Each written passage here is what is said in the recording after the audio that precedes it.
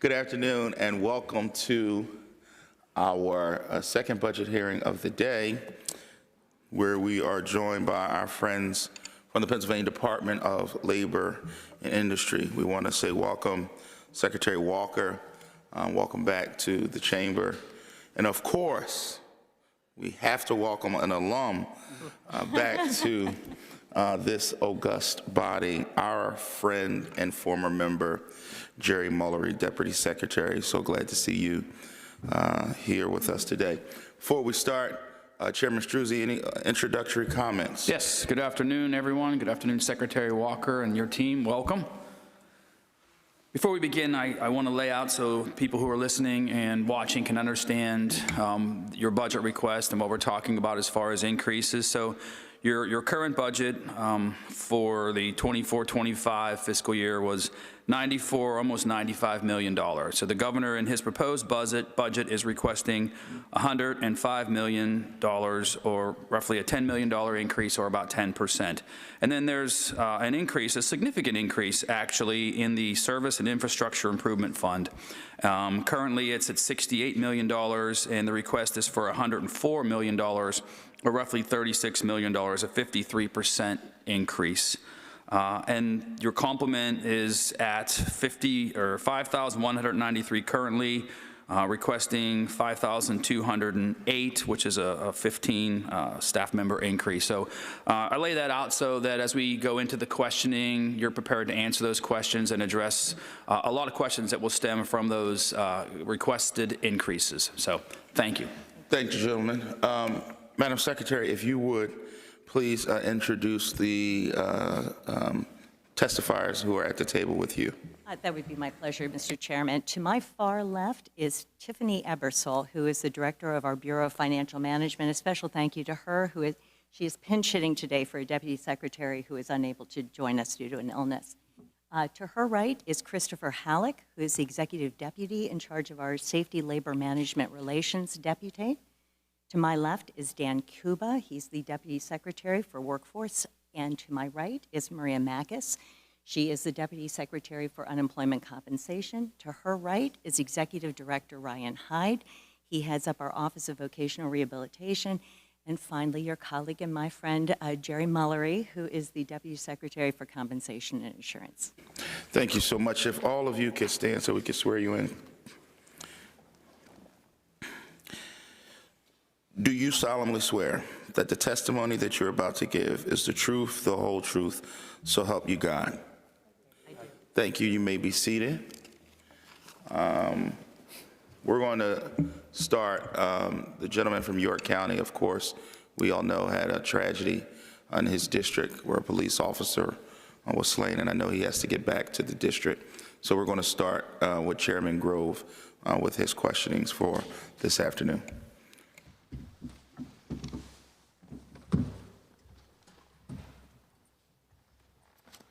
Thank you, Chairman. Really appreciate that. Good to see you once again. Madam Secretary, thank you and your team for joining us today. I held a little informational meeting earlier today just on how businesses are kind of regulated through the misclassification system, as well as the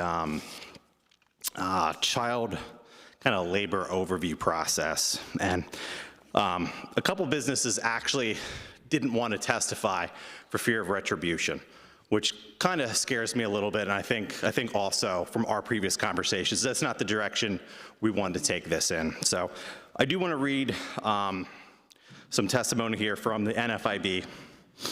NFIB has members who would have loved the opportunity to share their story today, but are fearful of retaliation from the state and therefore decline the opportunity to testify. Instead, I would echo the sentiments of two business owners I recently spoke with. Quote, I felt like I got extorted.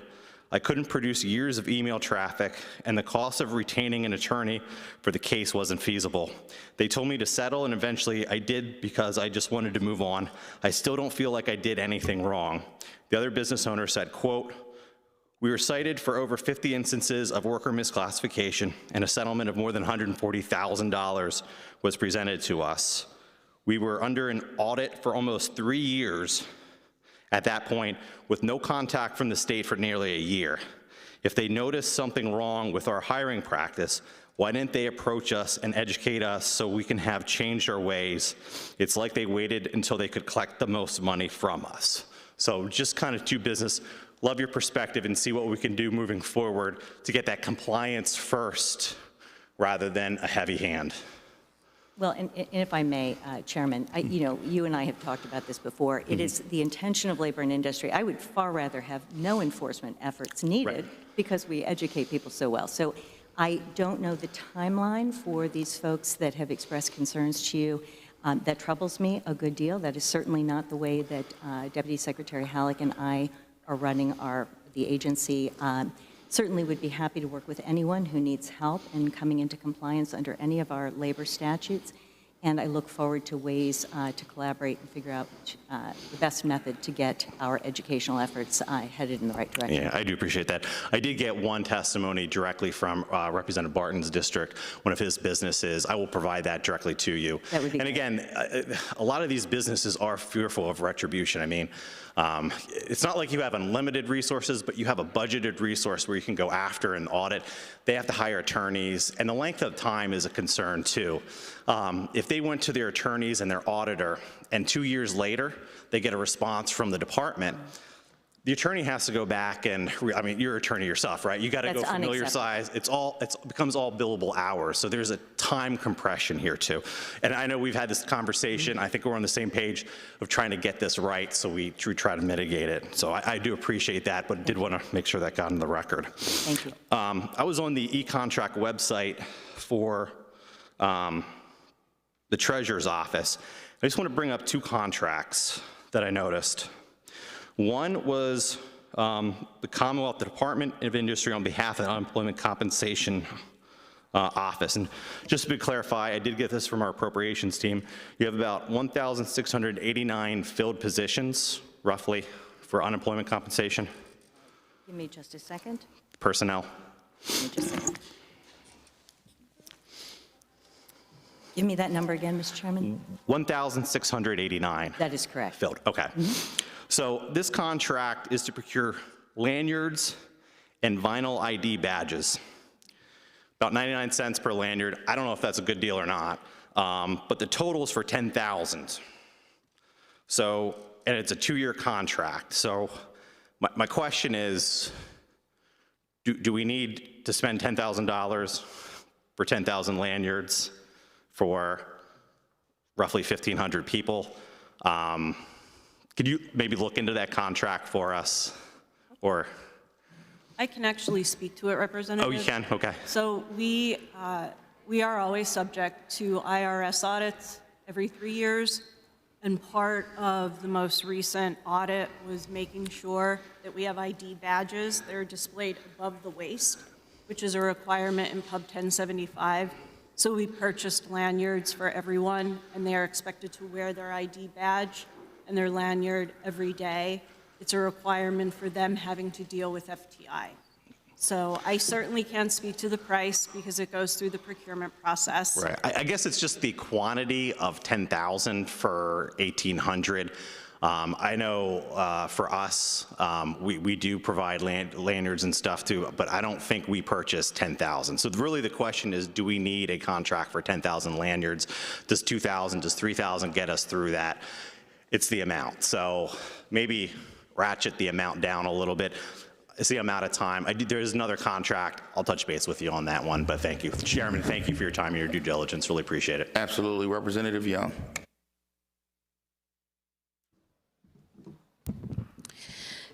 Good day, everybody. I do believe we don't talk enough about children in this space, and so my question is really around the School to Work program that was just implemented in 2023, 2024. I wanted to know, because this directly impacts my legislation, which is House Bill 118, which is increasing the fines for those employers who violate the child labor law acts. So I wanted to hear from your perspective how impactful this program is or is not. The Schools to Work program representative? Correct. It's a great program. So, and thank you for consistently funding that program. We are now on our 4th round of funding. We have issued over the course of the Schools to Work program, which for those of you that aren't familiar with the program, it's an opportunity for students in high school to job shadow, opportunities. Is that better? Thank you. Sorry about that. For opportunities for school-age children to job shadow, to learn about career, vocational, and occupational opportunities. So since this program has begun, we've been able to award 47 grants, Representative. It's been $11.2 million, and it's impacted 2,591 participants. 1,486 have fully completed the program at this point, excuse me, which is a great number, and these are providing opportunities to young people. Of that group, we've had over 1,000 students that have received credentials. We've had over 1,200 that have obtained certifications, and others have gained, hundreds have gained college credits. So it's a good opportunity to know what young people want to do as a transition, whether they want to go on to an apprenticeship program, or whether they want to go into the military, or whether they want to go directly into the workforce or some other secondary education. It's a great opportunity to expose kids to what potentials they may have. And those numbers, well, you can tell me, are those numbers Commonwealth-wide, or are they specific to a particular region? They are Commonwealth-wide. Commonwealth-wide. And so can you share a little bit about the pathways for this funding, that the funding supports, right? So you mentioned the certifications, you mentioned the internships and the training opportunities. Which industries are included in this particular program? So all sorts of opportunities. If you'll give me just a moment, I'll go through some of those. So they include industrial manufacturing, advanced manufacturing, IT network technicians and related fields, heavy equipment operations, biotechnology, emergency medical services, construction trades, robotics, welding, electrical work, digital media, and others. So it's really an opportunity for young people to see what really speaks to their soul. There's just so many opportunities. Sounds amazing. Last thing, you work with the districts, the counties, or whomever wants to be a part of the conversation?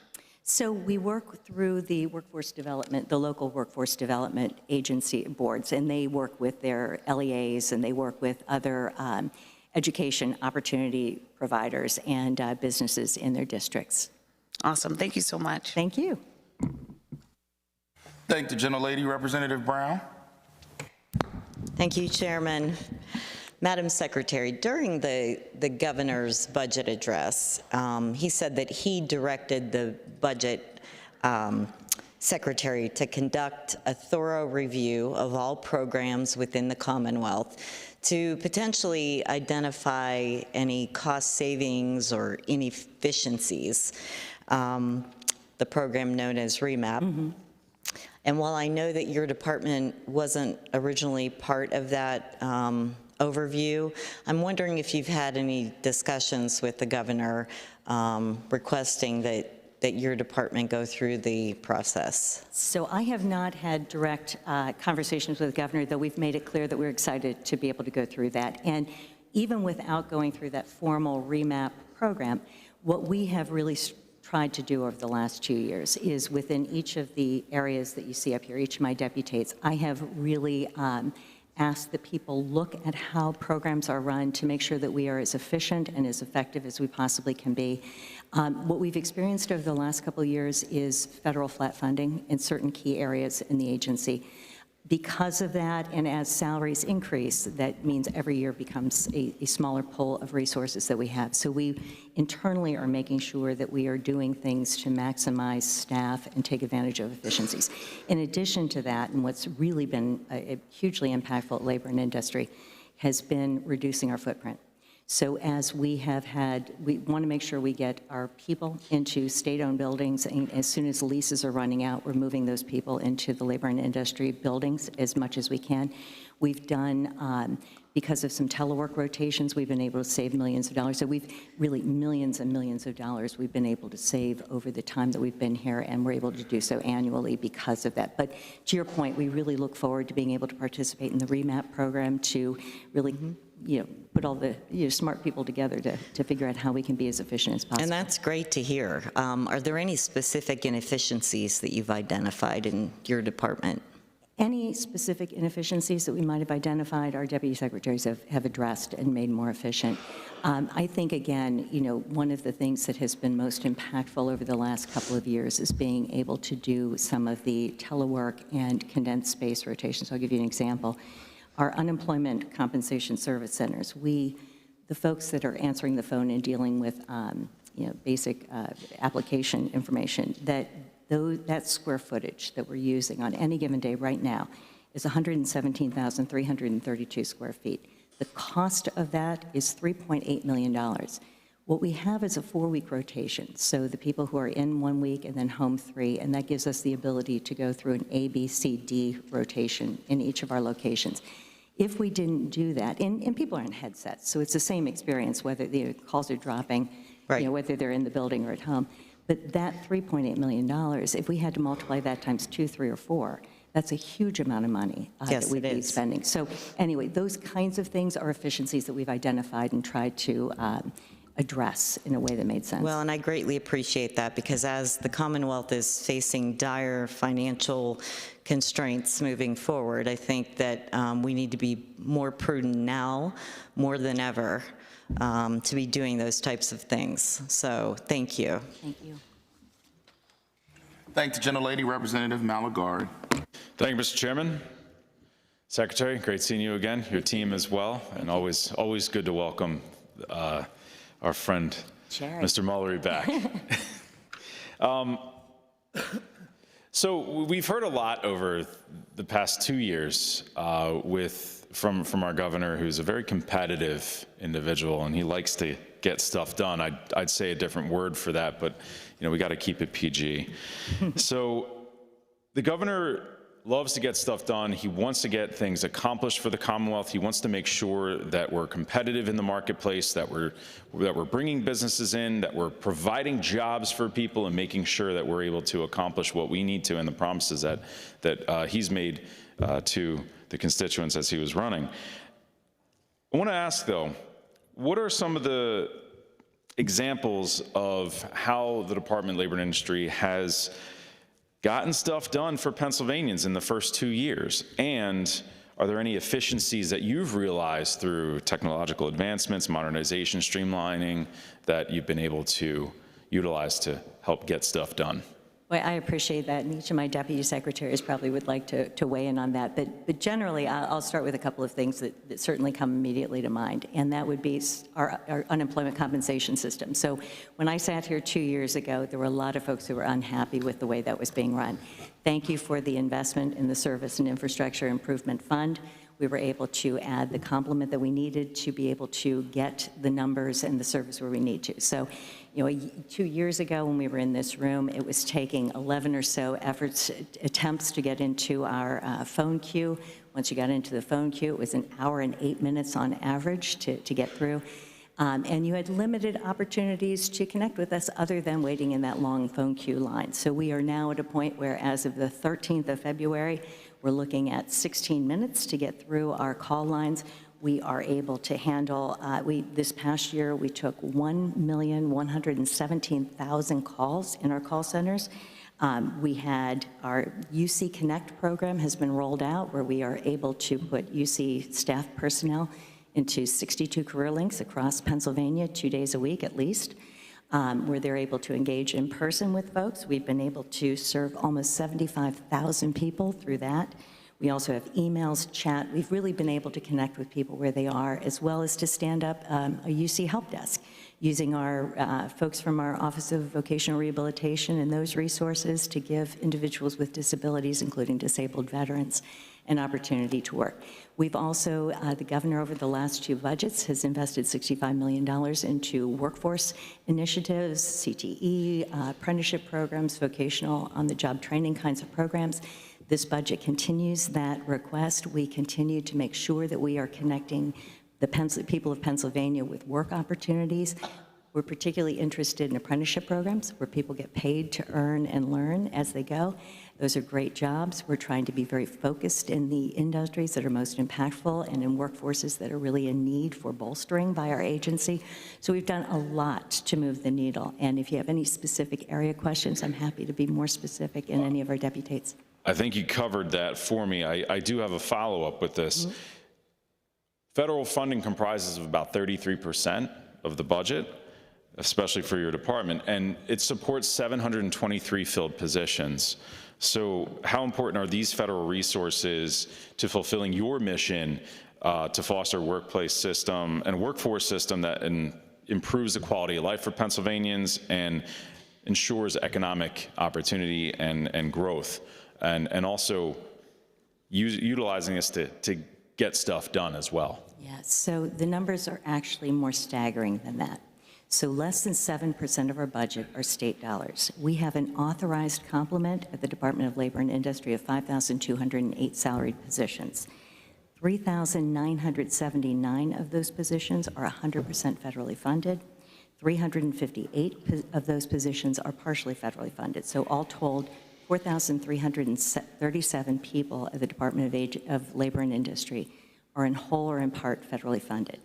So the ability to continue to receive federal funds is critically necessary for this agency to continue to do the work of the people of Pennsylvania. I think people have heard the importance of those federal funds. I thank you for your time. Thank you, Mr. Chairman. Thank the gentleman. Representative Flood. Thank you, Chairman. Welcome, Madam Secretary, and your panel. Thanks for being here today. Madam Secretary, the governor is proposing an additional $5 million for the Office of Vocational Rehabilitation to assist individuals with disabilities find employment through personalized services, vocational guidance, goal setting, and job placement and counseling. And I understand that OVR has implemented a wait list, also referred as an order of selection, as a result of the flat federal funding. Will the $5 million help with the selection, order of selection?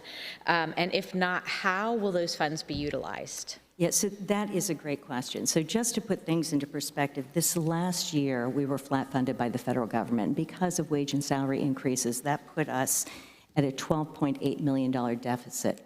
Every year, states that either aren't able to procure matching funds to use all their federal allocation, or states that don't use their federal allocations, put that back into the pot. So we attempted to get another $55 million from that reallocation process. We got $13.7 million. So we are very underfunded at this point. So the order of selection has not begun yet. We had to petition the Rehabilitation Services Administration to allow us to change our state plan to allow for the order of selection. And for anyone who doesn't know what that is, that's where we are only able to serve people that are already in the pipeline with an individualized employment plan, and anyone new that is significantly disabled or not significantly disabled. They're put on a wait list, and only the most significantly disabled people are able to be helped. We got word on the 20th of February that RSA had approved our request for order of selection. So at this point, we're training staff, we're notifying families. So at some point in March, we will be implementing that order of selection. We anticipate that that will affect about 2,200 people. Again, the people that are already being served aren't going to be affected, but it's the people who, after that order of selection begins at that point to come in March, those people then will have to go on a wait list. So to your question, $5 million is not enough to keep us off of the order of selection. That would be about $15 million. What the $5 million in particular is going to help us do is to continue programs that affect constituents in all of your districts, things like the My Work program, so your local municipal authority that's using summer help, OVR summer help, and to that end, it's a great program, and it had been, a program that was being offered in several different tiers. This past year it was 1,214 students across 55 counties. It was really great, but the program had gone as long as 8 weeks in length and up to 35 hours of service. we're going to have to roll that back, even if we get this $5 million to a program that looks more like 16 hours for 4 weeks. We have summer academies for blind and visually impaired students and deaf and hard of hearing students at Penn State. Those programs, again, we're going to try and continue, but we're going to do them for a much shorter period of time. And we also have other kinds of summer internship programs that we're going to have to scale back. We've obviously implemented other internal checks. We've tried, we're holding back on hiring. We're reducing our footprint as far as lease space. We're doing everything we can to keep those costs down. Thank you. And connecting individuals with employment opportunities, individuals with disabilities with employment opportunity is really important because it's important to their self-esteem and their dignity. So this is something that, I like to see we're working toward. And just to clarify, you're telling me that we would need, the General Assembly would need to allocate another $15 million to kind of bring us back up to speed. That would be just for order selection in addition to the $5 million we're requesting. That's absolutely right. And also, the governor proposed in the budget in fiscal year 25-26 that you would need an additional $1 million for the Centers of Independent Living to recruit and hire staff, provide services to individuals with more diverse and significant disabilities, and ensure that individuals can reside in their chosen homes and participate in their communities, which is really important. Yeah. I understand that there are 9 state-funded centers for independent living. Can you discuss these? Because each of them would receive around $350,000 a year. Can you discuss how these centers are funded now and how the new funding would be allocated, and if there's going to be any additional services that would be provided if the funding is approved? Yeah, so with your permission, I'll take the first part of the question and let Ryan talk about the specific services, but it would be allocated equally among the 9 state SILs that receive state funding, and it would allow them to do exactly the kind of work that you're talking about. And it's so important to be able to provide community supports for folks so that they can stay in their home. I mean, it's a smart thing to do for our communities, and it's a fiscally responsible thing. Perhaps Ryan can address any specific changes that will come as a result of this additional resource. Yeah, thanks for the question. Really appreciate your support in helping people with disabilities. The SILs provide a very important service for Pennsylvanians, and it's the whole philosophy of independent living is keeping people in their homes as long as possible so they can live and work and participate in their communities. And the IL is counseling and individual and systems advocacy, information and referral services, and IL skills training. So most of the 9 state-funded SILs are very small. They only have a few staff each, so this money would allow them to implement additional programs, do additional outreach, potentially hire either part-time or full-time staff to further that mission to meet with more people. But the 4 core services are defined, and they do a great job, and we'd like to see that further supported. Thank you very much. I appreciate it. I'm out of time. Thank the gentlelady, Representative Salisbury. Good afternoon, thank you. I wanted to talk a little bit about the flat funding of, it looks like about $850,000 for the assistive technology lending library within the Office of Vocational Rehabilitation. It's actually a program that I was not super familiar with, and I've been looking into it. So I wonder if you could talk a little bit more about the purpose of that lending library and some of the impact that it has for Pennsylvanians. Yeah, so it's a great program, and what it does is it gives individuals with disabilities that might be considering a different technology, whether it's something to help them hear or work on a computer or a software that they're trying, or something more, something adaptive for mode of transportation, for example. It gives folks an ability to literally try them out. Some of these things are hugely expensive. So being able to take equipment out, try it out, see how it works, see if it's the right fit. If it's not, try something different. Keep trying things until they find what works best for them.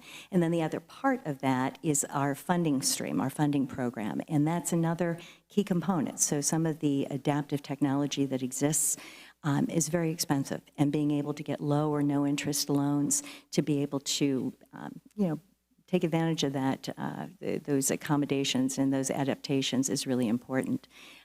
My father was somebody who was in a wheelchair, and I know that It was as a child, a hugely expensive undertaking to get a van, redone to accommodate a wheelchair. And having those kinds of services available to the public and to these families is so important. Oh, you were giving a look like you might be about to say something. I was going to, but I was waiting for Nancy to tell me to. Okay, go ahead. Temple Tech Owl, the Assistive Technology Lending Library, is a huge partner of ours, along with PATF, and they definitely provide a great need for a lot of our customers or other people with disabilities who aren't necessarily looking for work. They did about almost 1,700 equipment loans last year, with over 1,000 of those loans going to new people. So there's definitely a demand for it, and it does, like Nancy was saying, allow people to try stuff out before they buy it, because a lot of the stuff's becoming, technology, iPads, apps, stuff like that. So it is getting more expensive. They do a lot of outreach too. So they're going out to schools. They'll come to town halls or fairs or job fairs or whatever, and share what they do. And I think that's a testament to their work and how much they want to get out there so more people can try these technologies that will keep them in their homes or allow them to work or whatever. I was delighted to see that you have a searchable website for it, because we have people who contact my district office in Allegheny County from time to time looking for something that they might need for an assistive device, and obviously we can't just purchase something for them. I will say that in a small amount of feedback, it works great on my desktop computer. It does not work super well on my mobile phone.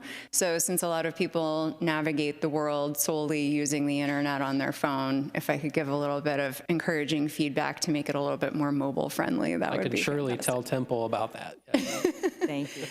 We don't want to complain about a free resource that people are giving us, but I know sometimes it can be a little bit challenging for people to access resources. I've done a few trainings actually on how to make our own communications coming out of our office more accessible for people who use screen readers and things of that nature. So I think that could be helpful. Do you feel that the funding that's in the budget is adequate for this lending library program? I mean, certainly you can always use more money if it showed up, but I'm curious what other investments could be made if available. I think that what we're asking for is adequate. We would certainly welcome any additional resources. Thank you. I appreciate that. Thank you. Thank you for your feedback today. I appreciate all of your thoughts on what I think is a really useful and interesting program. Thank you. Thanks so much. Thank the gentlelady. Representative Marcel. Thank you, Mr. Chairman. Thank you very much for being here today. I wanted to just follow up on a couple of questions. I know we've spent some time talking about the Unemployment Compensation Administration and a lot of aspects of that. I had a quick question. I know that the Service and Infrastructure Improvement Fund, or SIF, obviously that there's a calculation for the budget this year, but I was wondering if you could also discuss how you're going to be calculating the needs for that funding over the next few years. Like, is there a way for you to project out based on a lot of probably different aspects? Yes, so I wish it was more predictable than it was. And by that, I mean, this past year, we unexpectedly had our budget cut significantly. So we were cut, the federal government ended up funding this $44 million less, which is what accounts for the increase that we're asking for this year. Technically, we're working, I think, $12 or $13 million more efficiently than we were. But because we don't know from year to year what the federal government's going to give us by way of the administration of unemployment compensation funds, we are sort of in a position where we need to have, in order to, again, keep the level of service that we have right now, which, I think we all can appreciate having the service center handle these claims in a timely manner. To keep that level of service, we know what it costs per person to do that, but the funding requests are going to deviate based on the federal funding levels. Okay, thank you very much. Thank you. And kind of along those lines, I know that there are a lot of, I've read and I've seen through just the last session and this year, positive things that you've been doing to try to improve for the unemployment call centers and other services for our constituents, which I really appreciate. I saw there was a released by Governor Shapiro at the end of 2024, and then I also saw in your testimony about how the average call wait times have improved. And so it's gone from 39 minutes and 56 seconds in 2023 to 26 minutes and 44 seconds in 2024. My staff has been calling this week, and so that number is consistent. Obviously, we want that number to be lower, because I still think that's a little too long for people to be waiting to be connected with those services. But I did want to thank you, because I know that those call times have been declining. So thank you for that. And I appreciate you pointing that out. And we are actually in 2025 slightly shorter wait times than that. Part of this is, as people, we've had to onboard a lot of new people. So part of this is people becoming more efficient in doing their job. So we're looking forward to continuing to improve the call wait times. Thank you. Thank you. And I would also just add that, you know, in my district office, we still have a lot of people coming to the office or calling us because they can't figure out how to log in, or they can't figure out how to get, you know, essentially to the person they need to. And so we do still have a lot of assistance that we're doing. And I think that is, you know, because I think people get to a certain point and they think that, you know, we are their only hope for getting connected. And so I do, and I asked for my staff to provide numbers. It looks like from 2023, we had 97 people we were helping. 2024, it went down to 35. So like, we're seeing the number go down. I was on office during COVID here, but I did hear that those numbers were obviously off the charts. And so I just wanted to mention that, you know, I think that again, we're moving in a good direction. According to your budget materials, there are about 1,700 full-time staff across all of your bureaus and offices at the end of 2024.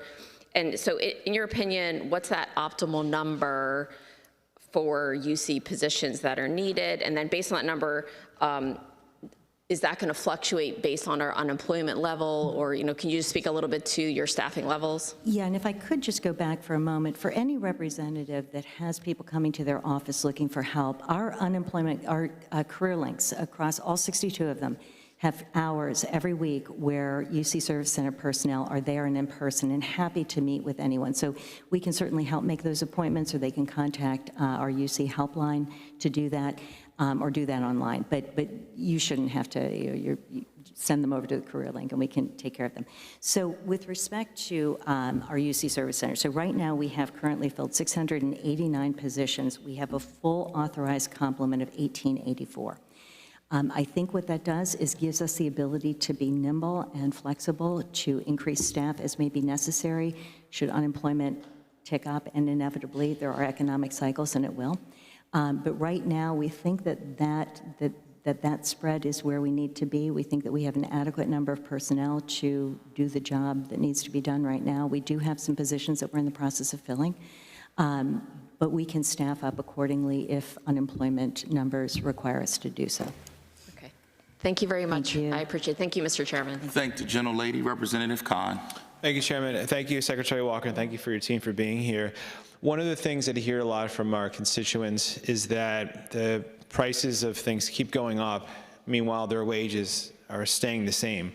In fact, the last time since we had a minimum wage legislation that was passed by this body, which is still $7.25, 15 years later, the actual value of that is about $4.90 of that $7.25. And so I want to thank the governor and thank you all for supporting this move to increase our wage to at least $15. And I'm hopeful that we have a cost of living associated with that, so we don't have to keep doing this every few years to raise the wage. And I was wondering, since you deal with our labor force, can you tell our body, can you talk a little bit about what would the impact of that and why this body should prioritize raising that minimum wage to $15? What would the impact be on those workers in their day-to-day? And also, what would the impact be on our economy? Yeah, so, you know, this is such an important conversation. So the Department of Labor and Industry puts out a minimum wage report every year. So that's the data I'm using. So there are 869,900 people that would be affected by a minimum wage increase to $15 an hour. So those are folks who are making less than that now. 66% of the people who are making minimum wage or less, and our tip minimum wage has not increased in 27 years. It's still $2.83 an hour. 66% of those folks are the people who are at local diners and pubs, people who are wait staff in the food and beverage industry. 68% of the people who make minimum wage or an amount of money less than $15 an hour are people who aren't teenagers. So the impact we are estimating as far as payroll could be potentially, another $100 million once it's fully implemented into the state coffers. But the real impact is in small businesses and in families and in communities, because these folks, a lot of these wage earners are people who are spending money. So they are spending money in their communities. Many of these wage earners are people who are not just working one job, they're working more than one job. And, if you sort of look at it from a human standpoint, a parent who is not working two jobs is a parent who might be able to work with the CYO and coach his son's baseball game, or a mother who's able to attend a Girl Scout meeting with her daughter, or folks that can go to a Wednesday night Bible study because they're not working extra jobs. So people who are able to be more invested in their community, I think, are more likely to stay in those communities. So there are economic and non-economic impacts, but I think it's time for us to look at ways to increase the minimum wage. And surely from a taxpayer's perspective, folks who are working full-time at $7.25 an hour are making $15,080 a year. If they have one child, the poverty line is $20,440, so they are below that poverty line. So we as taxpayers potentially are subsidizing those families because their employers are not paying them an adequate wage. So it's something I would encourage this body to consider this time around. Thank you, and I would be remiss if I didn't give a hat tip to my twin, Representative Ronnie Green, who this has been her lifelong passion, and hopefully we do that this session. The second and last question I wanted to ask was about worker safety. We saw, unfortunately, on Saturday another incident of violence in our hospitals. A nurse, a doctor, custodian, 2 police officers were shot, 1 police officer died, and also in other areas of our industry, and for example, mass transit, of the 23 bus that goes through my community, not only do we have, in the span of a couple years, the bus driver being murdered, and also a high school student being murdered who also went to Roxborough High School in my district. So when we're talking about safety and investing in safety, there's a couple bills that we have that would improve transit worker safety. So it would be a transit worker safety grant, I have a hospital worker safety grant. Can you talk about the importance of this body moving to increase safety, to increase safety in the workplace for these workers who many times find themselves on the front lines where typically they're not considered frontline positions?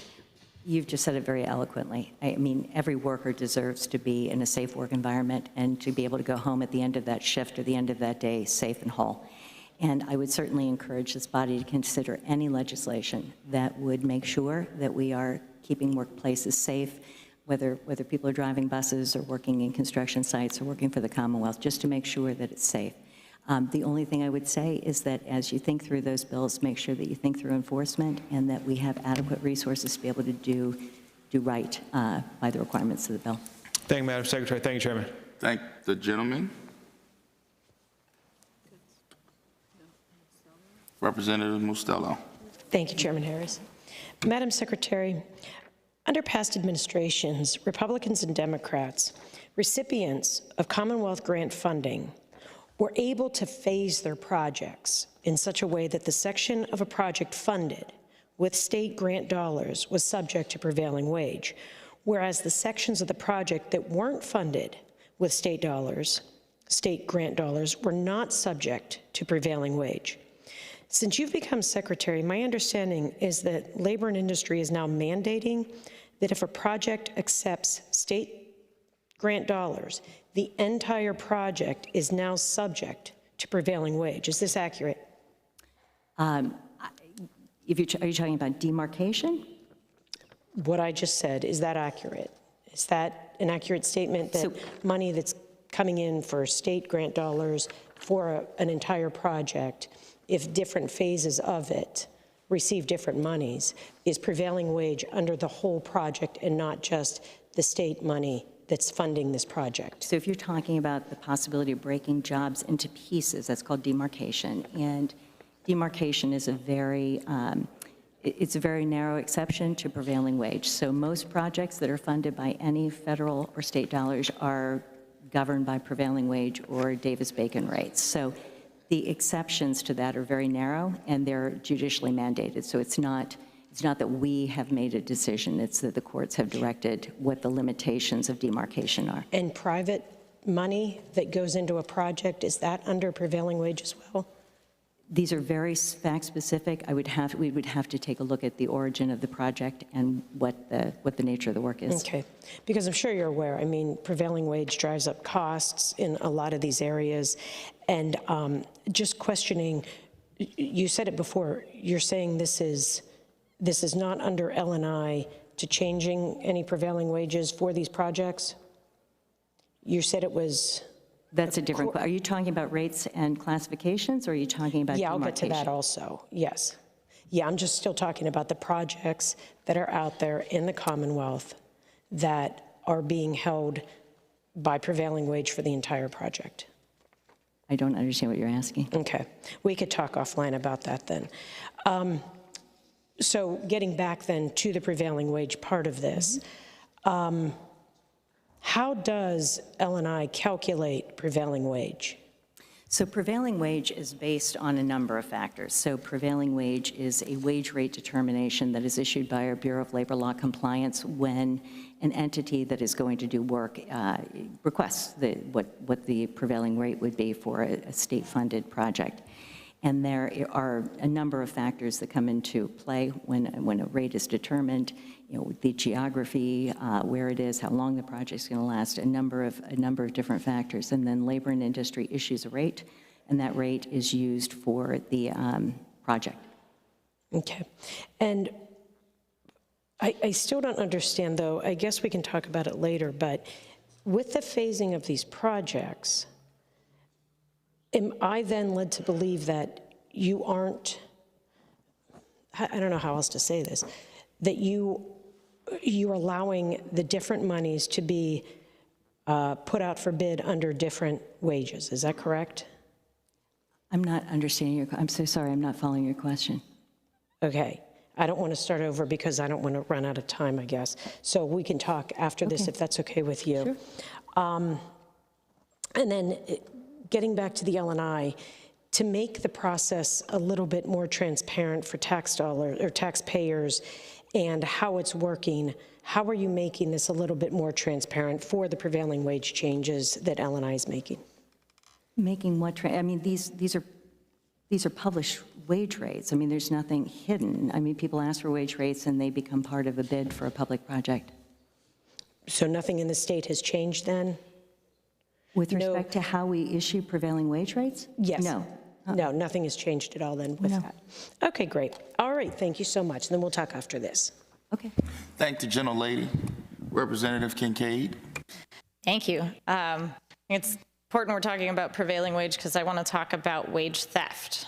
Can you, or do you have an estimate for how much of an impact wage theft has on the Commonwealth? In what respect, Representative? I mean, broadly, in terms of how much money do we estimate is stolen from workers every year, and how much, because that's in many ways that's often unpaid wages, so unpaid taxes, how that impacts our actual bottom line here. Yeah, so I'll start with our unemployment compensation tax review office. So this year they conducted 4,658 audits.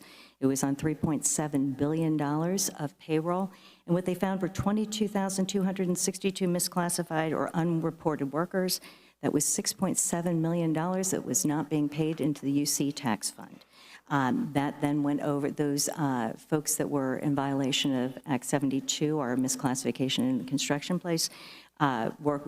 They sent 389 referrals for 2,974 workers over to the Bureau of Labor Law Compliance for fines.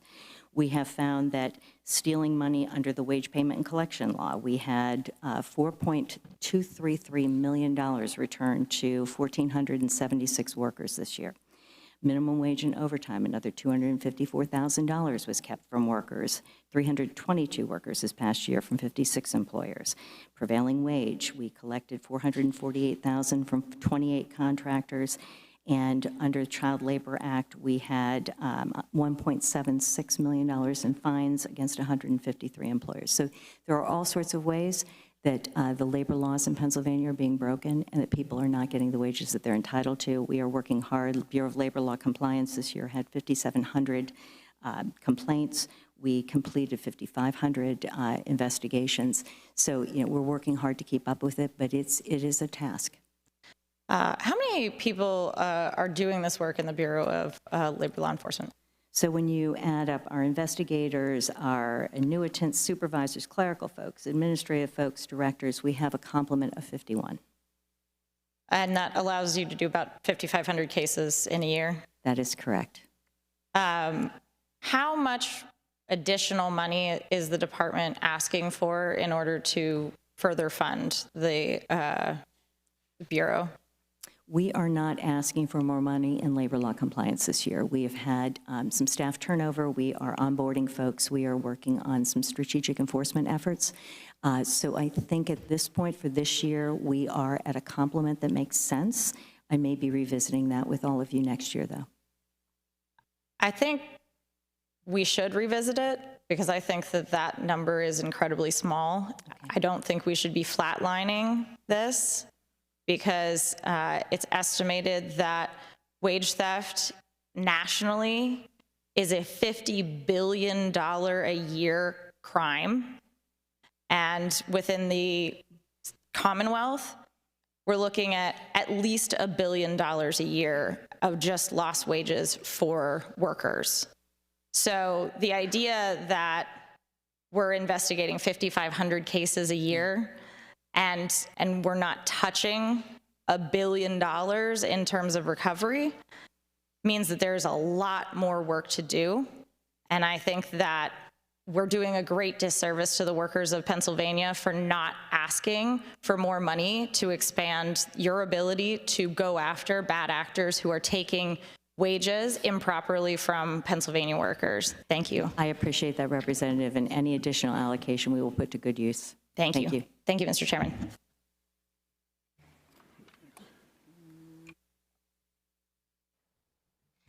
Thank the gentlelady.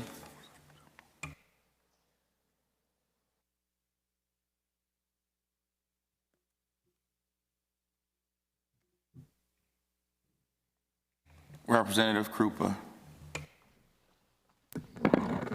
Thank you, Mr. Chair. Thank you to all the testifiers here today. I want to talk about the misclassification of the workers that are installing the fiber optics and that they're being classified under an electrical line construction. You're familiar with this issue, I take it? I am. Okay. So my understanding is that right now, there's a dispute on how they should be properly classified. It seems very obvious to me that particularly if you're considering an installation in a building like this, it's very clearly a distinct classification that if you're installing an electrical line, you're classified one way versus if you're doing a telecommunication or a fiber optic installation. It's interesting that workers' comp rates per effective on April 1st, 2025, per $100/payroll, under classification 656 election line construction, it's $2.21. 757 telecommunications, it's 60 cents. And I think that this is the cost of the work. It reflects that the cost of the injuries is 3.68 times higher for electrical line construction than for telecommunications work. It's clear that there's a different level of skill involved in this. There's a different level of risk involved in this. There's different levels of training required. For representatives like me, I come from Southern Fayette County, very rural, very underserved, underprivileged area. we need to see that our taxpayers, in terms of the federal funding and the state funding for broadband expansion, is used in the most efficient way possible. So can you explain where we're at right now with respect to properly reclassifying this type of work, and what the delay with this reclassification is possibly going to do to our eligibility for the federal funds? I appreciate that question. You know, there has been a good deal of conversation on this point over the last year, and I can tell you absolutely the Department of Labor and Industry has no vested interest in any classification or rate. We just don't. The statute is what Wait a second. You're telling me the Department of Industry has no interest in the classification? I have no vested interest in what any rate is across Pennsylvania, only that we comply with the statute. So right now, as the Secretary of L&I, you don't care if we are misclassifying our workers, that it's going to lead to totally unnecessary and inefficient taxpayer funds being spent? That isn't what I said. So let me answer your question. Thank you. Okay. So right now, there is a prevailing wage appeal board, a case going on for a challenge to that rate in Warren County. The case is actually in the middle of a hearing this week. It'll be completed. There will be there'll be a briefing schedule, there'll be an argument schedule, and then the case will go to decision. We are looking forward to the prevailing wage appeal board's decision. What we do when we set rates and classifications under statute, we are to consider information that bears directly on the appropriate rate and classification. And a rate includes both wages and benefit amounts. As we sat here last year, we said, again, this is something we've heard a lot about. We were not getting any information sent to us about any different, I mean, people have talked exactly as you have talked, but it's about what information do you have, what documentation, what contracts, what wage and benefit packages do you have that can be submitted in support of a new classification or addition or a different rate. Just over the last several weeks, we've started to get information in. What I can absolutely assure you is the Department of Labor and Industry will carefully evaluate all of the information that comes in. And based on statute, we are required to set appropriate wages and classifications, and we will do exactly that. Can you explain what the process is? I mean, is it not very likely that as this dispute makes its way through the prevailing wage appeals board, then there's the potential for court appeals? Are you aware of any federal deadlines with respect to this funding, that if this issue is unnecessarily tied up, that we are going to lose out on this funding and potentially lose the opportunity to expand broadband to our rural and underserved communities? There were a lot of questions in the question. I do, thank you. Always. So the prevailing wage appeal board will render its decision in a timely manner, and yes, there are appeal rights that attach to either side. I am a party to that, the department is a party to that, so I can't go into much more detail than that. But yes, there is an appeal process. I have no concern that this money will not be, assuming this money continues to flow in this space, the federal dollars, I have no concern that it'll be spent, well spent to make sure that broadband is extended across the Commonwealth. Well, I see that my yellow light is on, so I'm going to reserve all those other questions, but thank you very much for your testimony. Appreciate it. Thank the gentlelady. Representative Abney. Thank you, Mr. Chairman, and thank you, Madam Secretary, and your team for being here today. I want to applaud you for the work that you are doing around unemployment compensation. I appreciate the data that was shared about the wait times drastically going down. We've seen some of that in my district as well. But I wanted to ask a question more specifically around the UC appeals cases. And want to get more information about what the current backlog is for these appeals cases. This kind of is a three-part question, but I think kind of short.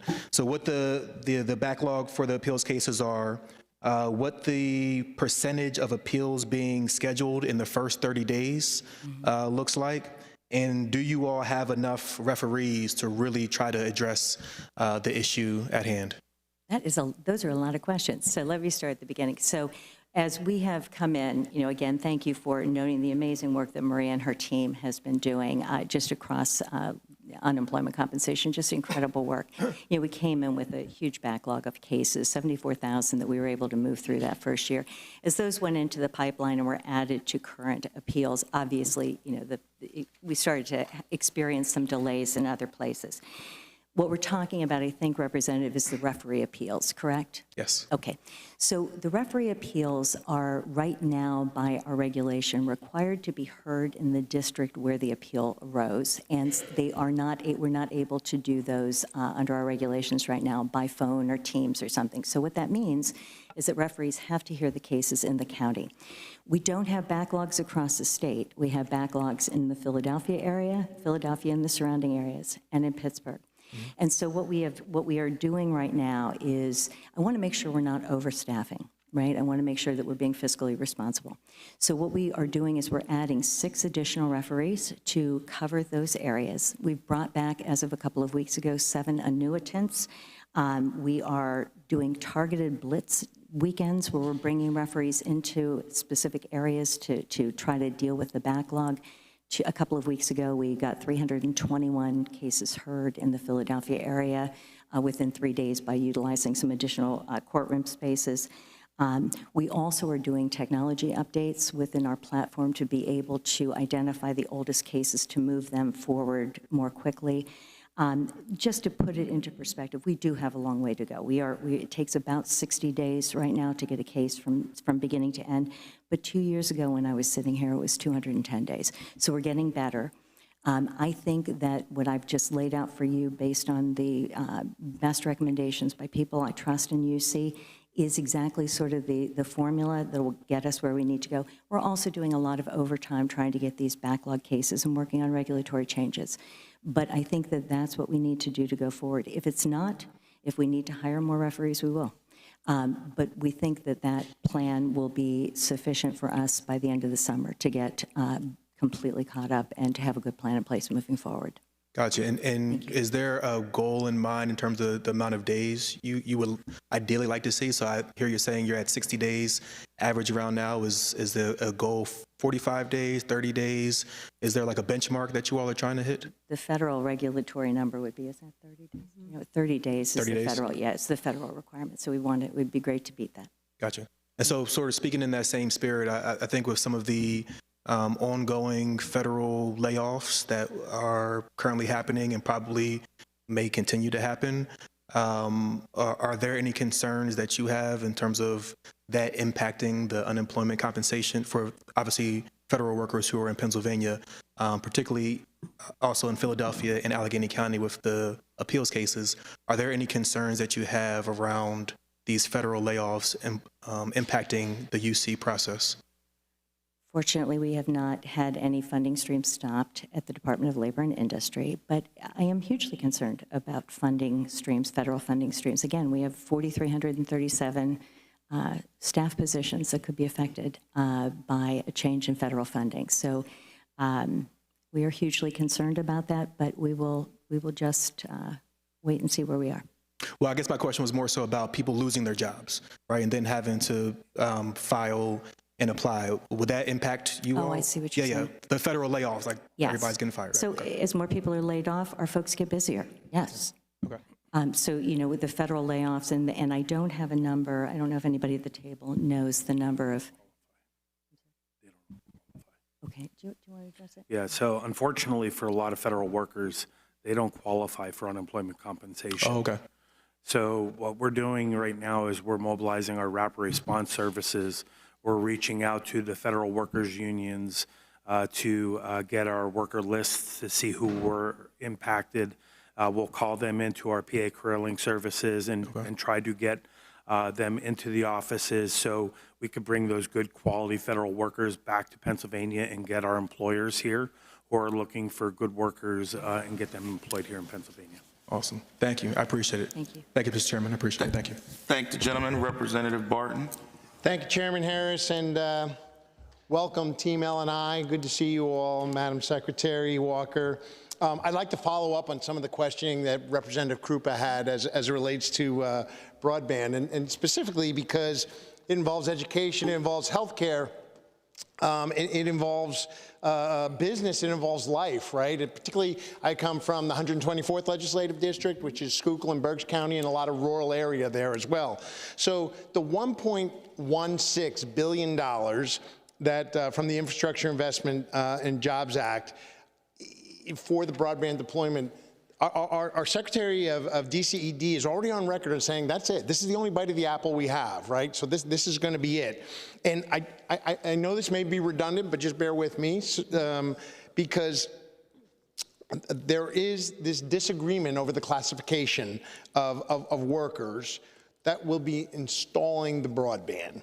And specifically, the Shapiro administration has refused to recognize that the optic line installation is inherently different than electric line installation. And so there is in fact a rate for telecommunications installation, as is there a rate for electric line work, and those are significantly different. So my question is, are we paying electric line workers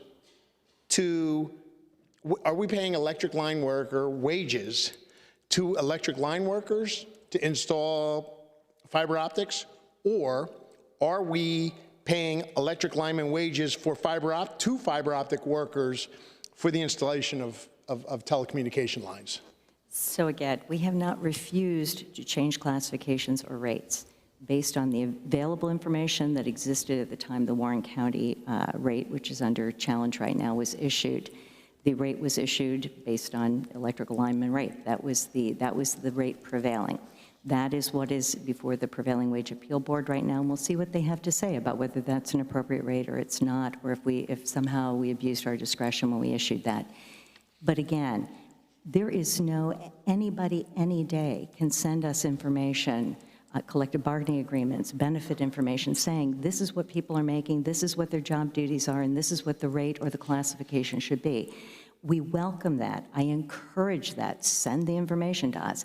That's how we make wage and classification determinations.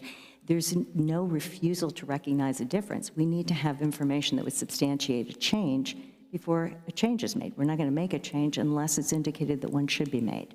So again, and you certainly encourage your constituents to submit that information to us. But there is a difference, and it does exist. And so let me just give a different example. So I've had broken bones, I've had stitches, I've had to go get prescriptions from a doctor. I've also had 6 brain surgeries, and so I wouldn't want to pay a neurosurgeon the rate for stitches or amoxicillin, right? They're both very important. Those doctors, all our medical people are important. Electric workers, telecommunication workers are all very important, but there's different skill, there's different risk, there's different education, and a pay rate is different as well. And so while it's crystal clear that we agree that they're important jobs, that the neurosurgeon rate is a lot higher than a regular for just getting a prescription. And so, Secretary Walker, I think we are choosing, by not standing up and saying, look, this is wrong, we are choosing to pay a higher rate for workers over serving our fellow Pennsylvanians, over serving our taxpayers. So, Representative, respectfully, just because you say it does not make it so.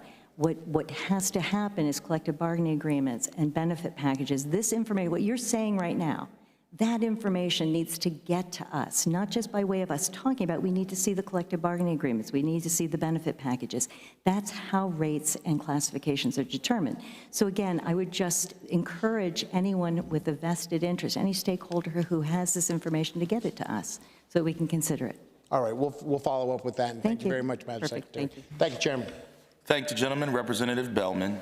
Thank you, Chair, and thank you, Secretary, for being here, and thank you all for being here. I had a couple of questions. I want to start off with apprenticeships. So what are the trends in apprenticeships in the Commonwealth? Are we seeing more programs registered? Are we seeing more apprentices participate? And then also, how do we compare to our neighboring states? That is a great question. So we have really invested over the last, during the course of this administration, in apprenticeship programs, and there have been wonderful results. So this past year, we've had 42 new apprenticeship programs. That brings the total to 1,558. We've had 14 new pre-apprenticeship programs, bringing the total to 124. Importantly, we have 20,000 active apprentices right now in Pennsylvania, which is incredible. We have 4,331 pre-apprentices, and perhaps most importantly, we have 452 1,200 pre-apprentices that have completed programs. So these are kids that are off to a great future. What is spectacular about our apprenticeship program is that we are really making a mark and setting a standard nationally. So the district that we're in, we are in the Federal Apprenticeship Region 2. That includes Pennsylvania, Delaware, Maryland, Virginia, and West Virginia. In that group that we're in, we lead in the number of active apprentices, new apprentices, and importantly, apprentice completions. Nationally, we rank 3rd in the U.S. for apprentices completed, and that's spectacular. That's the win, having people get successfully through a program so that they can go into family-sustaining and wages and benefit careers.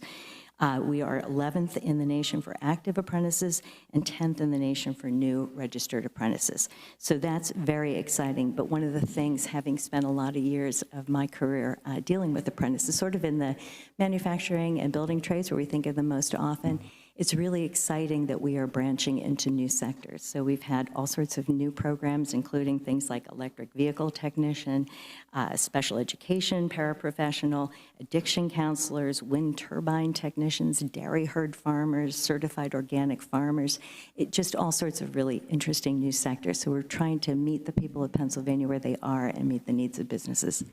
Awesome, awesome. And can you tell us a little bit about how you, or about how other programs are diversifying their apprenticeship programs in terms of the people who are entering into the apprenticeship programs? Yeah, so, and I'm going to ask Deputy Secretary Kuba to speak about this in a little more detail, but this is a really tight job market. So we want to make sure that we are bringing opportunities to Pennsylvanians, whether they're urban or rural and every place in between.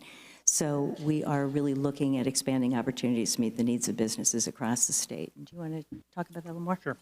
Over the last 2 years, we focused in 2 areas. One was on our traditional apprenticeship models where we put diversity, equity, inclusion, access grants out using state funds to help support the outreach efforts to expand opportunities. One area where we've seen significant growth was with women and African-American men and women in our traditional trades. We're very excited to see the growth in those areas.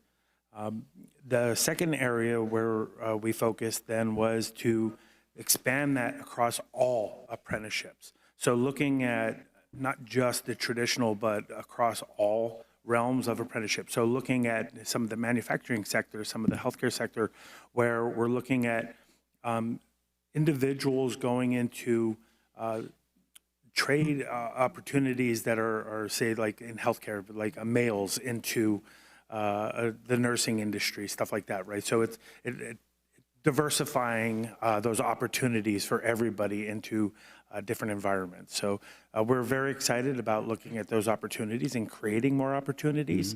And we're able to do that because of the state investments that you guys are making here in apprenticeships in Pennsylvania. Awesome, thank you. And real quick, I wanted to talk a little bit about youth employment. One thing that we're dealing with in Philadelphia is obviously it ends up being gun violence. And we know that one way to make sure that young people aren't leading and getting to a life of gun violence is to make sure that they have a job. So I wanted to see what is the Department of Labor and Industry doing in regards to youth employment? I'm going to defer to the Deputy Secretary. Yeah.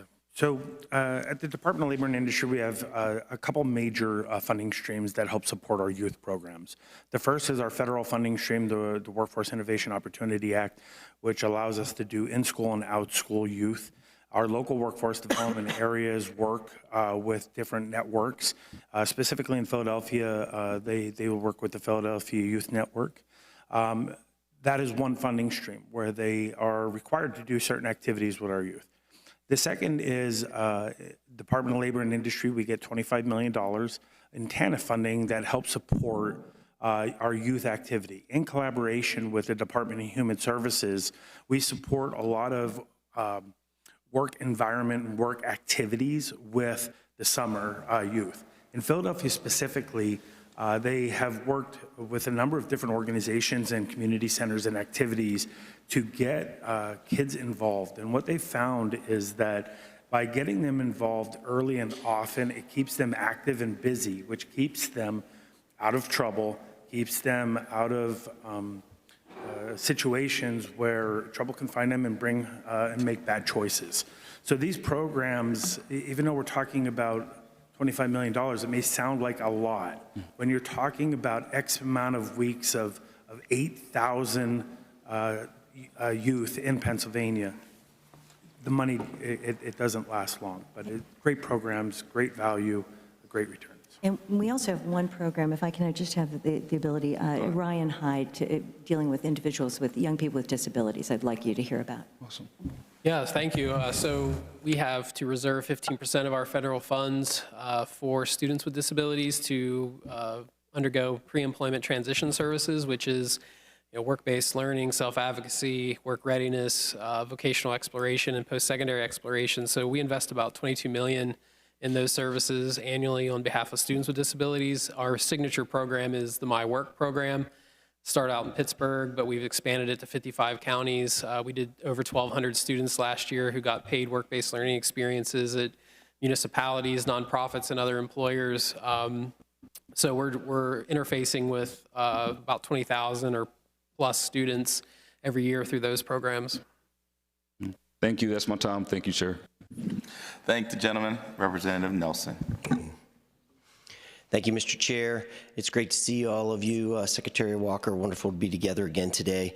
I first wanted to start out thanking your staff. We have worked together, met multiple times over the years in this area of labor trafficking, sex trafficking. It's a complicated network, and we've been working.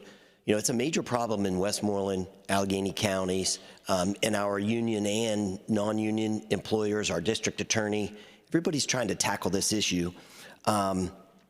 In January 2025, during the Workers' Comp Advisory Council, there was discussion, at least as I understand it, to increase the UEGF assessment another 100%, because that's the fund that has, injured workers who don't have insurance. It's a protection fund. I think well-intended, but it has grown and really swelled over the years because our undocumented, our under-the-table workers, our bad contractors essentially are getting this free workers' comp, and it's paid for by our legitimate workers.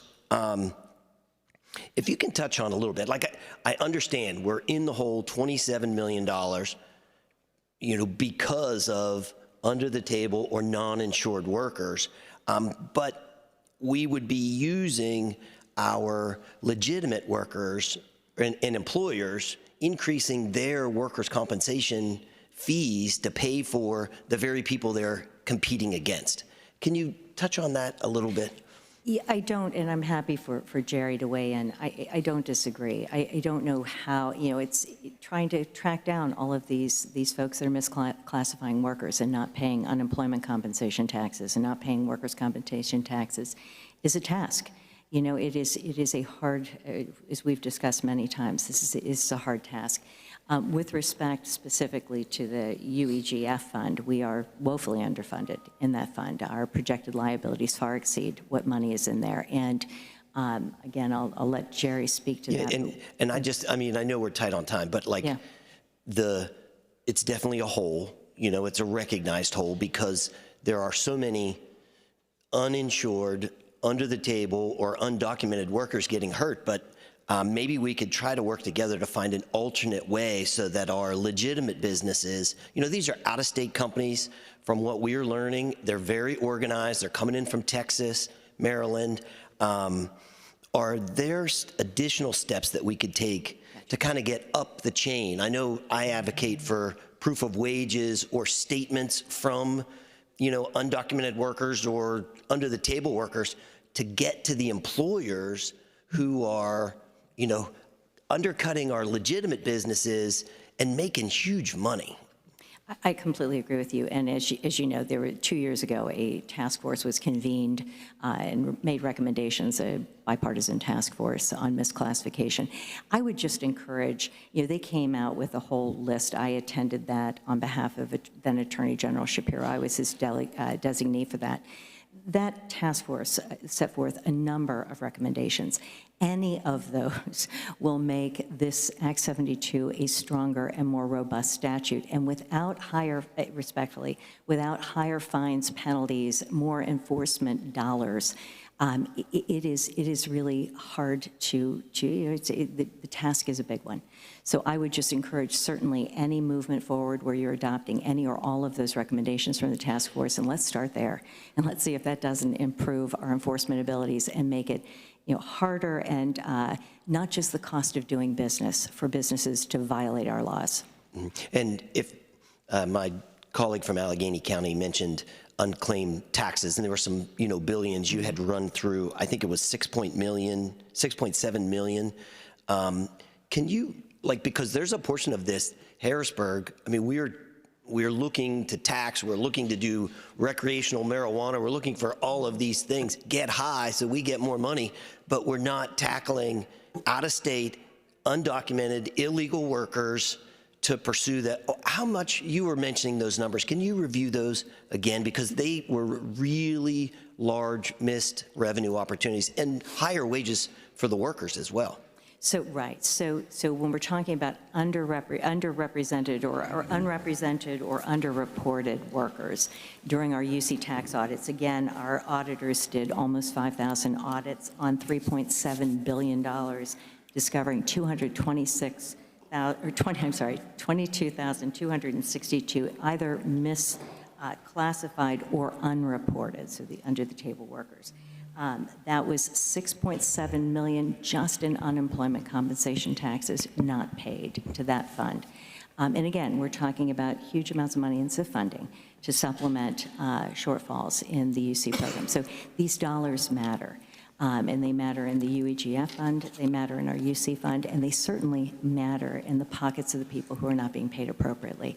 And to your point, and I'll start talking, it gives an unfair competitive advantage to, as you say, many contractors that are coming in from out of state. They come in, they make their money, and they exploit their workers, they exploit our tax laws, and they move on to the next job. So anything that could make us more efficient and making sure we cut that down and make sure that businesses in Pennsylvania that abide by the laws are getting the work, we are very supportive of that. Great. Thank you. Thank you, gentlemen. Representative Brennan. Thank you, Chairman. Thank you all for being here today. I have one or two workers' comp questions. There was a recent Commonwealth Court case, the Summit Pharmacy case, that affects prescription drug pricing in the workers' comp context, specifically challenging the Red Book pricing for determining average wholesale pricing. I think it puts the department in a difficult position with limited options.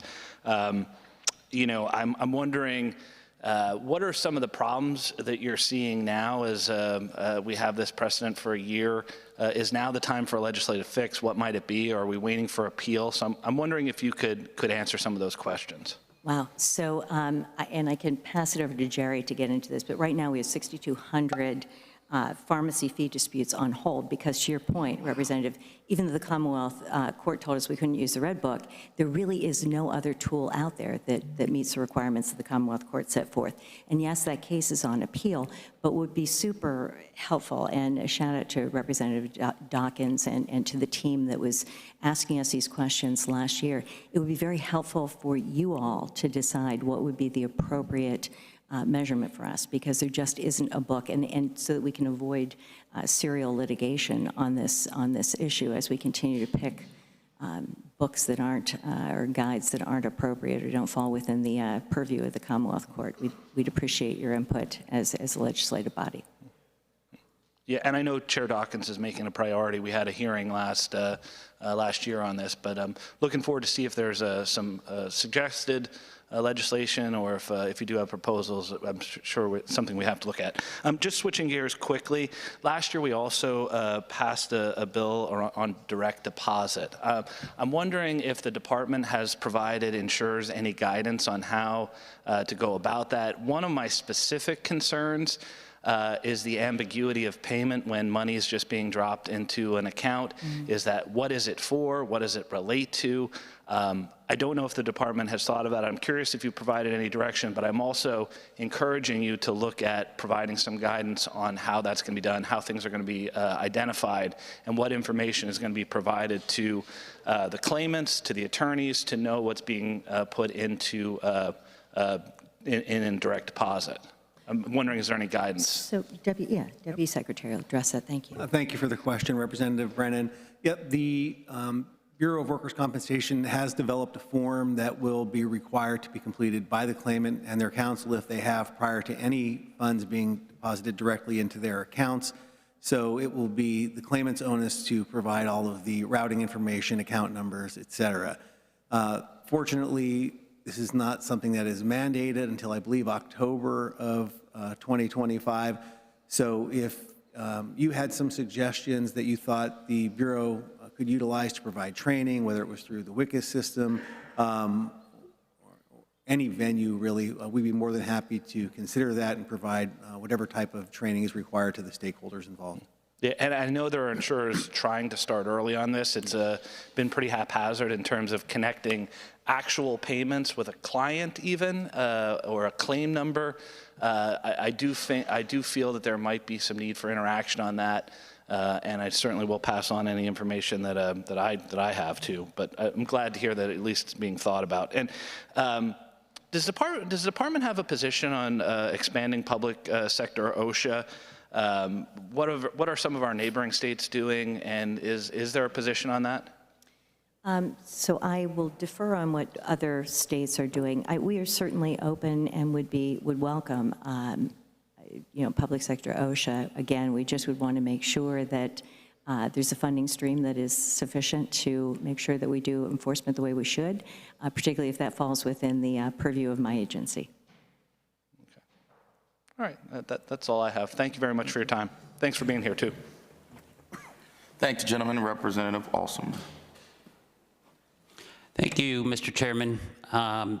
Thank you very much, Madam Secretary. It's great to have you here today, and as well as the rest of the panel. Thank you very much for being here.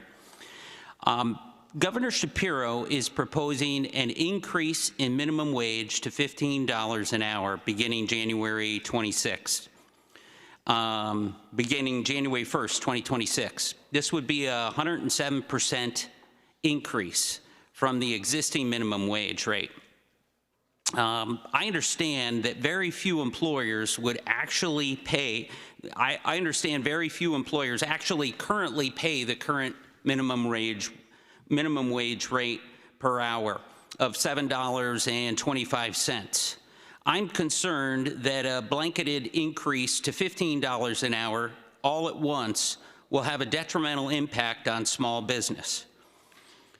What impact would minimum wage increase have on those earning $15 an hour to $20 an hour?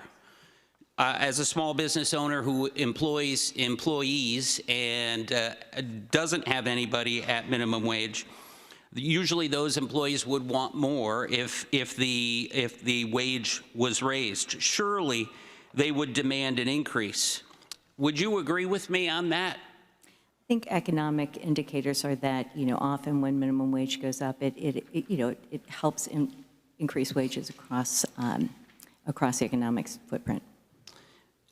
I believe, and others like the Pennsylvania Chamber of Commerce and other business organizations, that it could have an impact on employers to reduce hours.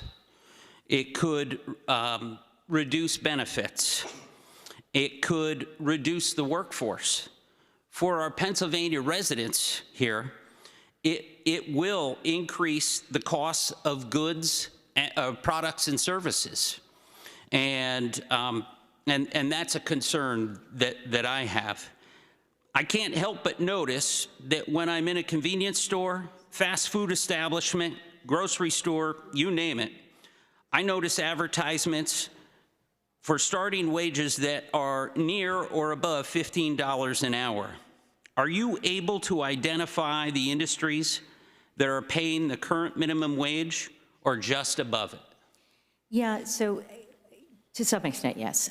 We know that about 66% of the people who are earning minimum wage or less, and when I say less, we're talking about the tip minimum wage of $2.83 an hour, are people who are working in the restaurant and beverage industry, food and beverage service industry. So those are the folks that are hit predominantly, though it also affects construction labor and other areas as well, but the vast majority are in the food service industry. Yeah, and in my district, there's an awful lot of resorts that would be impacted by that. The other day, there was a testifier from a Board of Education here from one of the universities that said that it would affect services. Higher wages would affect the services that they offered through their students. So I just want to point that out. As an insurance agent, I know that, and I deal specifically with businesses.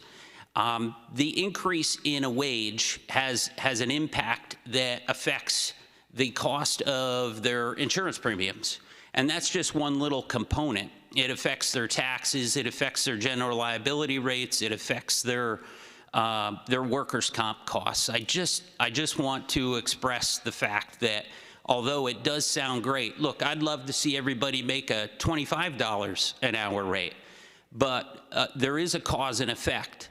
And I think it's important that we understand that if that does get passed, that our people, our residents here in Pennsylvania will pay that cost.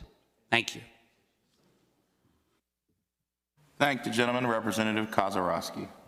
Thank you, Chairman, and thank you, Madam Secretary, and the Deputy Secretaries for being with us today, especially Deputy Secretary Jerry Mullery. I'm looking at him thinking, he used to sit behind me on the House floor, and I had all these legislative ideas, and Representative Mullery would remind me that I had 0.0% of any of my ideas passing, so thank you. That lovely memory. Ask Jerry, him a hard question. Yeah, okay? yeah. Now I'll throw a bomb. But the governor has proposed a $5 million increase to the industry partnership. And I know we have such a challenge here with recruiting and retaining specifically bedside nurses. So I was really happy as a nurse. I'm very happy to see that proposal of increase has been stated. So I wanted you to share a little bit about your thoughts or the strategy on how it is a challenge, especially throughout the healthcare throughout the entire Commonwealth. So I'd like to hear a little bit about this proposal.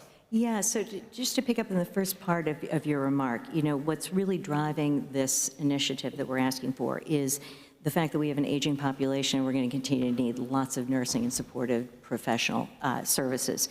So looking forward for the next 7 years, we're looking at the need to have an additional 42.7% increase in the number of nurse practitioners, 16.5% increase in nurse instructors, so the folks who are teaching nurses, and a 15.3% increase in home health care and personal care aides.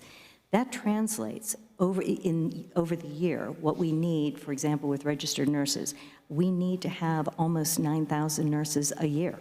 We need to have almost 13,000 home health care and personal aides a year. We need to have almost 11,000 nursing assistants a year. So what we need to do is figure out how to make sure that we have people trained in the pipeline where they're needed so that they're certified and able to roll into positions as they may be needed. In rural areas predominantly, but also in urban and suburban areas. So what the governor's proposing is through an industry partnership, through a public-private sector grouping of interested businesses and professionals to find ways to make sure that we are creating these pipelines that are needed, regardless of whether you are, again, in an urban environment or whether you're in a rural environment, but making sure that we're meeting the needs of Pennsylvanians in a timely manner. Yeah. Thank you very much. We host the Secretary of Aging on Thursday, and I know that these numbers are very important. This aging at home, having access to nurse practitioners and that professions, but especially for our aging population here in the Commonwealth. So thank you very much. Absolutely. Thank you. Thank the gentlelady, Representative Kale. Thank you, Mr. Chairman. Thank you, Secretary, for being here today. if you had the good fortune of listening to all of these hearings over the course of the last week and a half, and I hope you haven't been just listening to the hearings, I'm sure you have a lot of very important work to do, but if you did have the fortunate opportunity to listen to all of these hearings, a couple of themes have emerged in just about every hearing, or at least every day, one of them being immigration and illegal immigration, and the other of them being wages and raising the minimum wage and how we can help our workers get more money. And it's interesting that those two issues, at least historically from a public policy standpoint, have been merged together in a lot of different ways. And I'd like to talk about some of those issues. My friend from Westmoreland County talked a little bit about it with misclassification discussions, and I'd like to talk a little bit about the E-Verify program within the Department of Labor and how that's going. But before I do, I just want to give a little bit of context. I was talking to a friend of mine, many individuals in this room probably know him, Steve Mazza, with the carpenters. And he was explaining to me the issues that carpenters are having across the entire Commonwealth with subcontractors using illegal immigrant workforce, and they're coming in and they're building things at a much lower rate, and they're suppressing wages for workers. And what was also startling about the conversation that we had wasn't just the wages being suppressed for workers across the Commonwealth, it was also the fact that these individuals, these illegal immigrants, were oftentimes in very bad situations. Where there was a human trafficking element to it.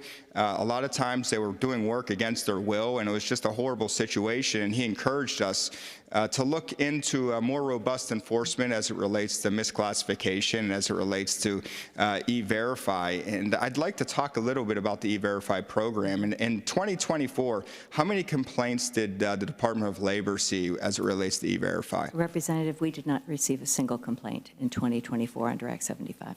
No complaints at all? Not one. What can we be doing as legislators to help you with enforcement and to ensure that these matters aren't happening around the Commonwealth? So I appreciate the question. I appreciate Representative Nelson's concerns about this. And Steve Mazza is a good friend and a real advocate in this space.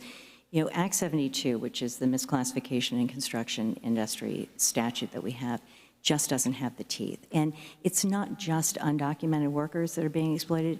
Workers are being exploited by these contractors that are just looking to make a buck at the expense of people who are working for them. Obviously, undocumented workers are particularly vulnerable. What we need to do is make sure that we make it too expensive for people to do that kind of, conduct themselves in that manner in Pennsylvania. Those contractors need to know that Pennsylvania is not the place to exploit workers and to take work away from law-abiding businesses. And again, it's about increasing the penalties, give us the resources to be able to go after these folks. It's really that simple and that hard. I just would encourage you again to look at the recommendations from the state task force. Steve has been very active with respect to, he spoke to the task force and explained to us what he was seeing in the Pittsburgh area. The city of Pittsburgh's been very active in this space. So some of those recommendations being added to the statutory guidelines would make us better able to address this issue. And would you agree that the E-Verify program, if it were enforced and there was a more robust means of ensuring that we didn't have illegal workforces around the Commonwealth, that wages for workers across the board would rise? If all companies were paying their workers appropriately and classifying them appropriately, wages would be better in the construction industry.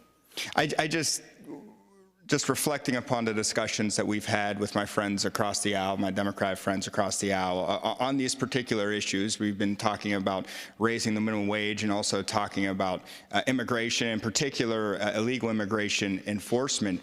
It seems like we're hearing a confused policy coming from my friends on the other side of the aisle. On the one hand, they want to artificially increase wages, while on the other hand, we want to keep and foster a Commonwealth that allows illegal immigrants to work.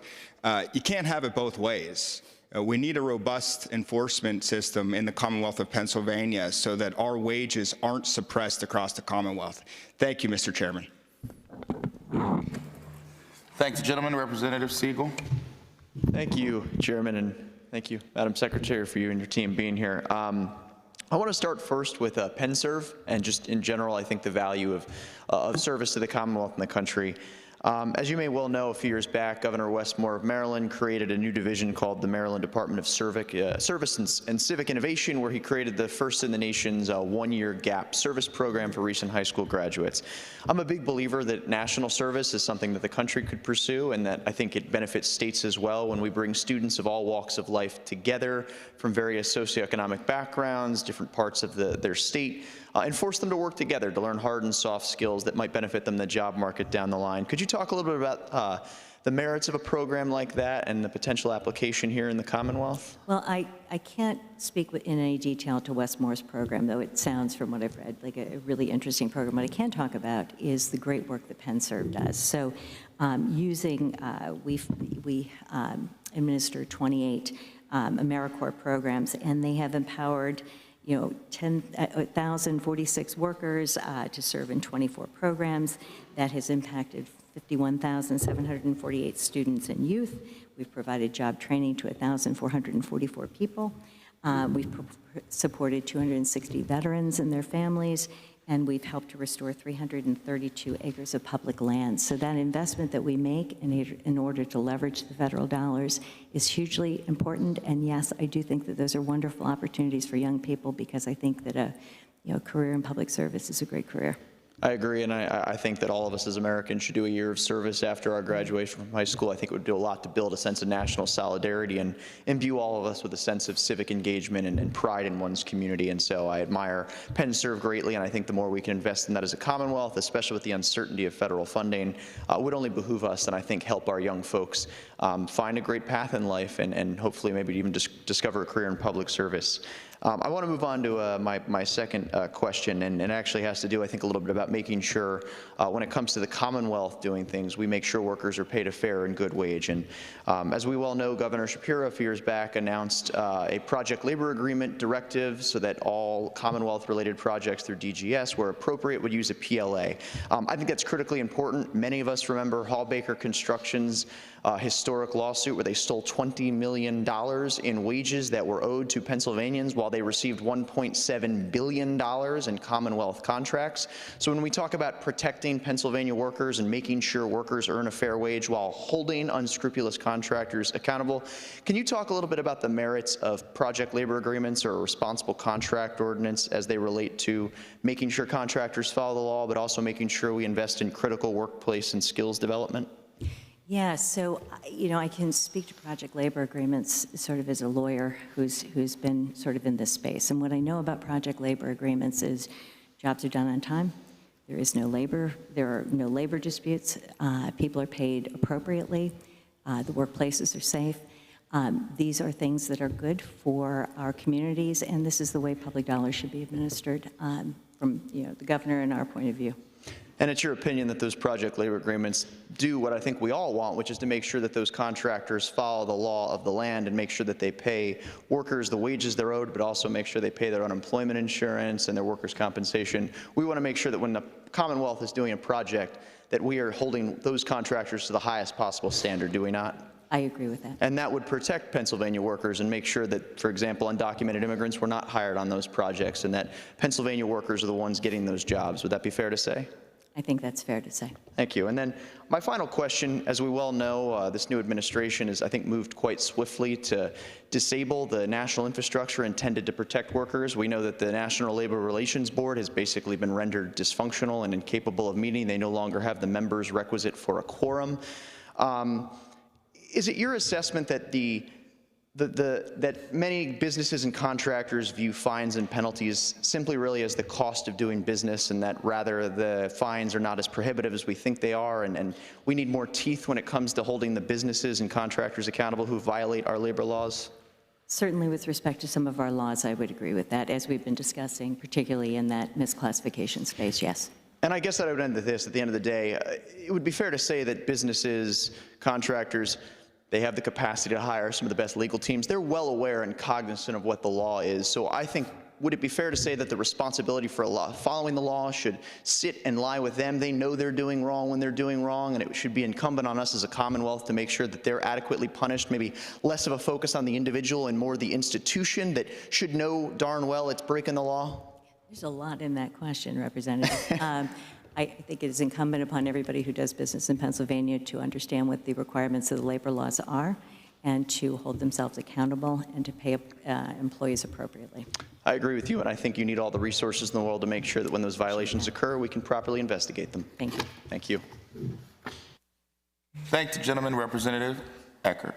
Thank you, Mr. Chairman, and thank you, Madam Secretary, for being here. It's always a pleasure. On the outset, I want to thank you for the open dialogue that we have, and you've been extremely helpful, you and your staff, on various issues that have come with constituents, including sharing some time at Hollow Balls with some folks that got nice awards that for their dedication to the agriculture community. Thank you for joining us. Yeah.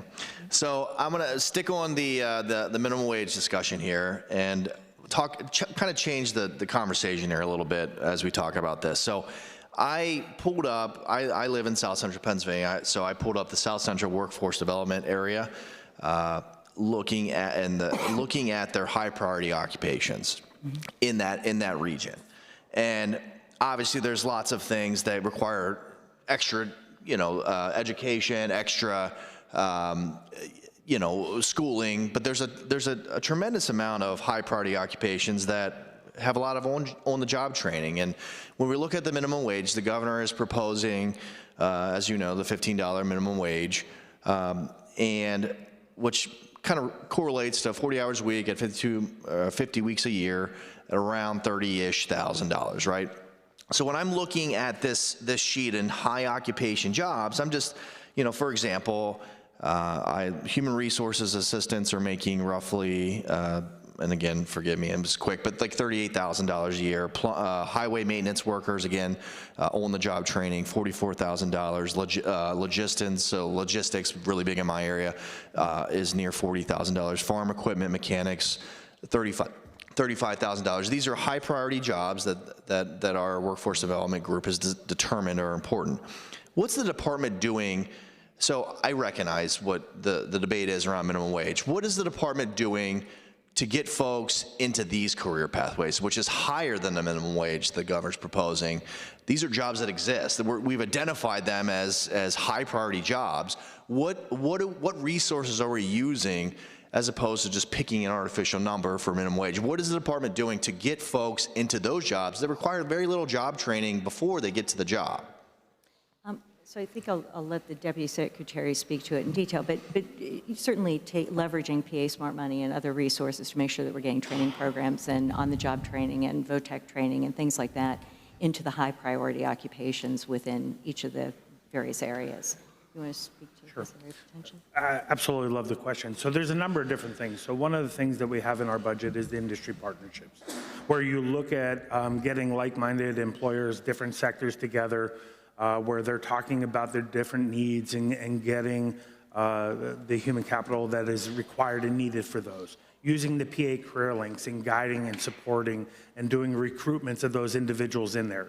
Setting up on-the-job training programs where we can help individuals who may lack the skill sets that are required to enter those occupations, where we can help subsidize those positions to get them into those trainings. There's not a lot of training dollars that are ready and available throughout the Commonwealth as they are federally funded. But when they are, those occupations are there. We work with training organizations in those surrounding areas to put maybe short or medium-term trainings to get their skill sets ready and available to enter into those kind of occupations. But well, let me, and I don't mean to cut you off. I got a short period of time, but let me ask you this: then, if there's limited resources that you're saying available to get folks into even higher paying jobs than what minimum wage is offering, why aren't we advocating for that? Why are we not advocating to get folks into ready jobs, ready? And again, I'm not talking about jobs that require college degrees or even a tech school. These are, they've been identified on the sheet as an on-the-job training type of position.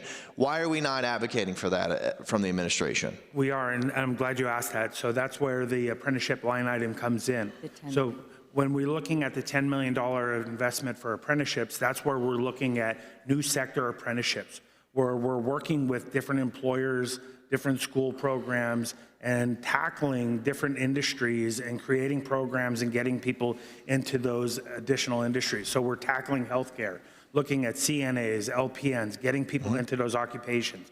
We're looking at trucking in the traditional CDL has changed. We've seen the approval, more apprenticeships into that occupation recently. So we're taking a different approach in how we're getting people into those higher end occupations than just the traditional transitional occupations that people walking into a PA Career Link that we would do a typical OJT for, and getting them to those entry-level jobs.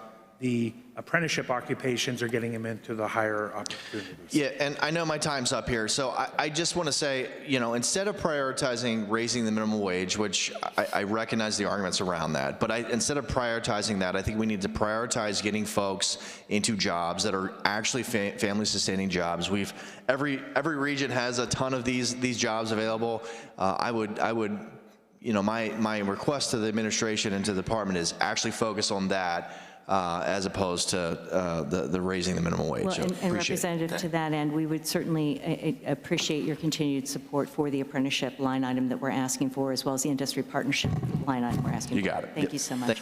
Thank the gentleman. Representative Mays. Good afternoon. Thank you, Chair. Happy Black History Month. As co-chair of the Pennsylvania Black Maternal Health Caucus, I do have some questions about the pregnant workforce. Does the department keep track of pregnant workers in our Commonwealth? And if you do, can you share some statistics about their workforce participation? That is a great question. Are we able to track that? We are not able to track that, Representative. I'm sorry. Okay, so that brings me to my next question. We can assume that there are pregnant workers in our Commonwealth and working at employers of all sizes.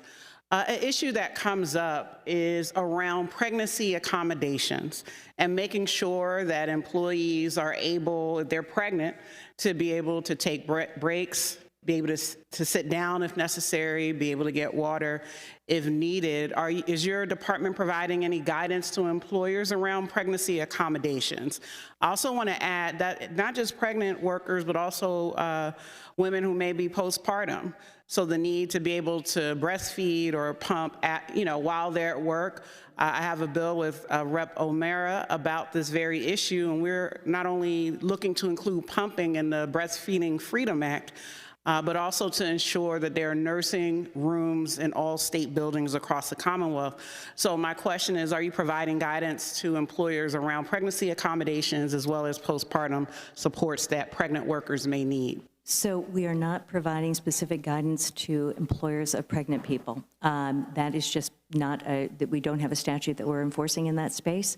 If that ever comes to pass, we would be happy to support and do whatever we're called to do as a department to make sure that pregnant people and postpartum people and nursing people are able to be accommodated in the workplace. Well, I think this is a great opportunity for that data to be tracked, because we're actually able, as the Black Maternal Health Caucus, almost able to ask any department about how your work is actually impacting health outcomes for Black moms and birthing people.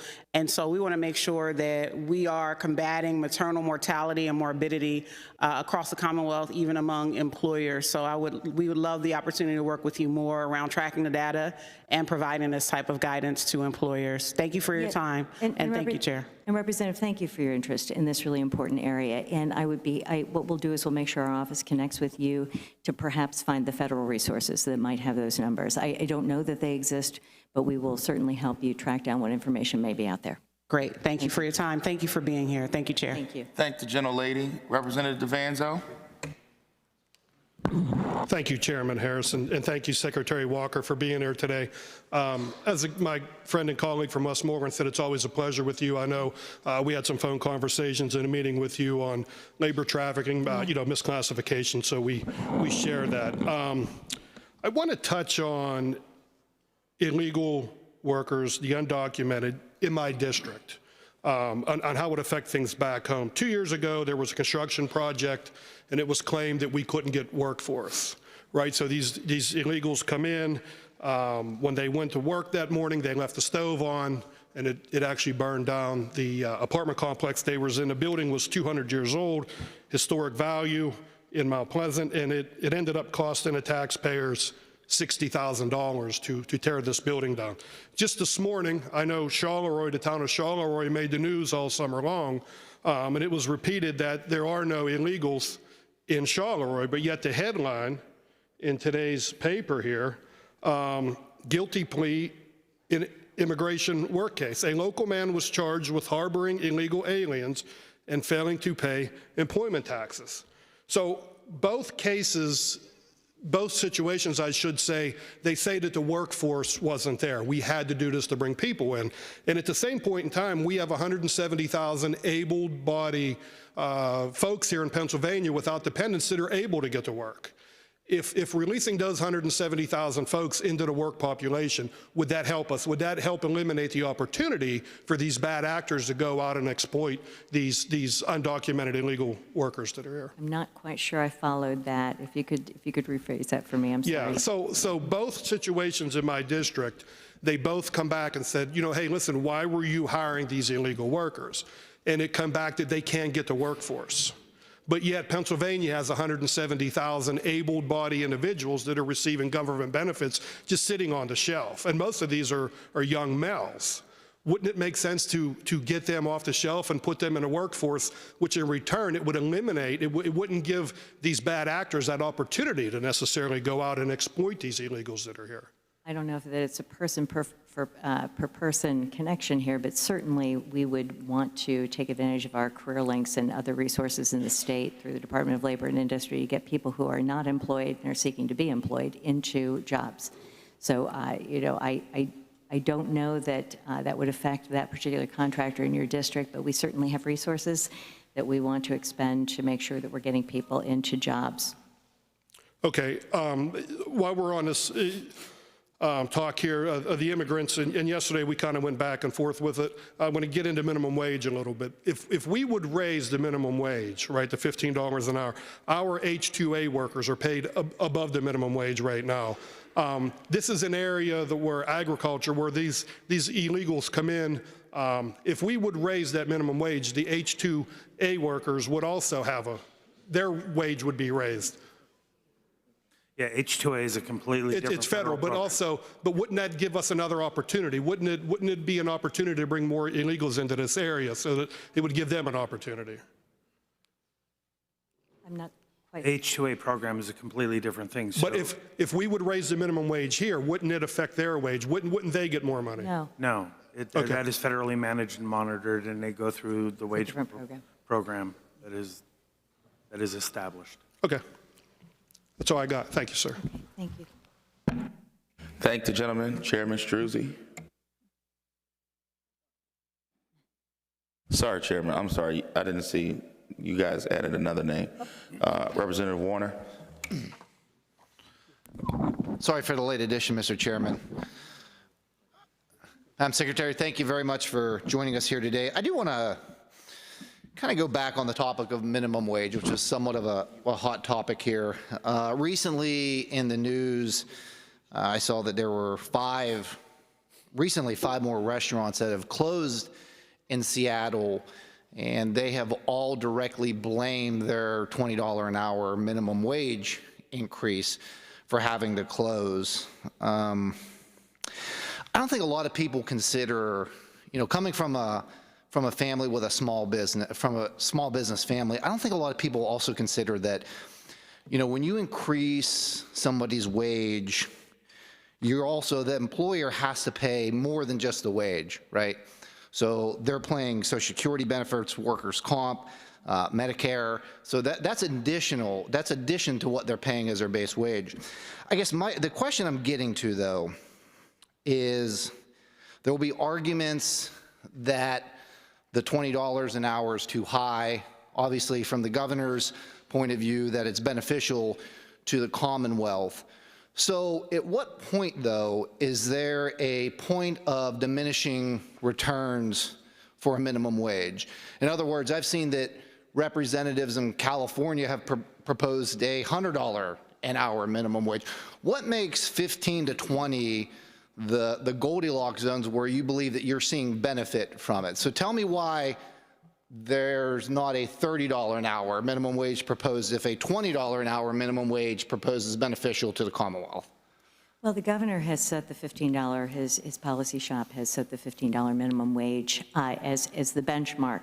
Certainly, you know, more than that arguably could extend the benefits for those families, certainly. But by raising the minimum wage to $15 an hour, that would affect 869,900 people. That would add potentially another 100, once fully implemented, $100 million into payroll taxes into the Commonwealth of Pennsylvania. It would make us more competitive, particularly for cities and municipalities on the borders of other states that are paying more. It would help with retention, you know, to payroll. I guess the point I'm getting at, so then if you're saying those statistics for $15 an hour exist, if it was $30 an hour, would those all be doubled? The statistics that you just represented, would those be doubled at $30 an hour? Or would there at some point be a negative impact to society where we say that's not good? I imagine at some point there would be a negative impact. I don't know where that dollar figure is. $15 an hour is reasonable, long overdue, and would certainly help the families that are being affected by being paid less than they should be. Okay, and earlier we heard statistics, and part of the reasoning for that was because there was someone had mentioned, and it's Madam Secretary, it may have been you, the comparison to the inflation since the last time that the minimum wage was increased. 49% increase. Okay, so I want to look at then I want to look at something else. Then I want to shift gears a little bit and talk about prevailing wage rather than minimum wage. So the last time the threshold for prevailing wage was changed was in 1963. So right now the threshold's $25,000. If we looked at the inflationary aspect of that in 2025, that number would be $257,000. Is there any discussion about the threshold for the prevailing wage needing increased? I did not quite follow the transition from one topic to the next, but we believe that $25,000 is an appropriate threshold for prevailing wages in Pennsylvania. Okay, I guess what I'm saying is that if we're looking at an inflationary aspect for one number, this number hasn't been changed since 1963. It has, coming from a rural area, I know that this has a direct impact on our school districts and small municipalities. I'm trying to say is, why would we look at the inflationary aspect of one thing, and we're not going to look at the inflationary aspect of something that hasn't been changed since 1963? I think they're completely different. The threshold for a project that is a federal and state project are what they are. Those threshold dollars aren't wage rates. Okay, so one final question here, if I have time. Yesterday, there were some mentions about illegal immigrants and working in the Commonwealth of Pennsylvania. Do you have any statistics about how many illegal immigrants currently work in the Commonwealth? I do not. I don't know how we would have that statistic of the Department of Labor and Industry. Okay. Well, my yellow light is on. I'm going to respect the chairman's comments earlier, and I will conclude my questioning. Thank you very much, Mr. Chairman. Thank you, Madam Secretary. Thank the gentleman. Chairman Struzzi. Thank you, Chairman Harris. First, I want to thank you for the improvements to the unemployment compensation system. We have seen improvements, but as has been noted this afternoon, we still have a ways to go on making sure that those calls are received in a more timely manner. And then I want to talk about this broadband issue because I'm trying to wrap my head around what's actually going on here, why we are sitting on $1.6 billion that could be out there expanding broadband for our residents, for people in the communities like I represent in Indiana County, when we know businesses rely on high-speed internet. And if we're not providing those connections, we're not creating new jobs, we're not giving more opportunities to people to expand their businesses or create new businesses. So this is a very much big concern for me. So let me just try to clarify a couple of things. Do you have to follow a particular formula or process when you're setting the prevailing wages? Yes. So by statute, we have to determine what the appropriate rate is, both in terms of the dollar an hour and the amount that can be allocated toward fringe benefits.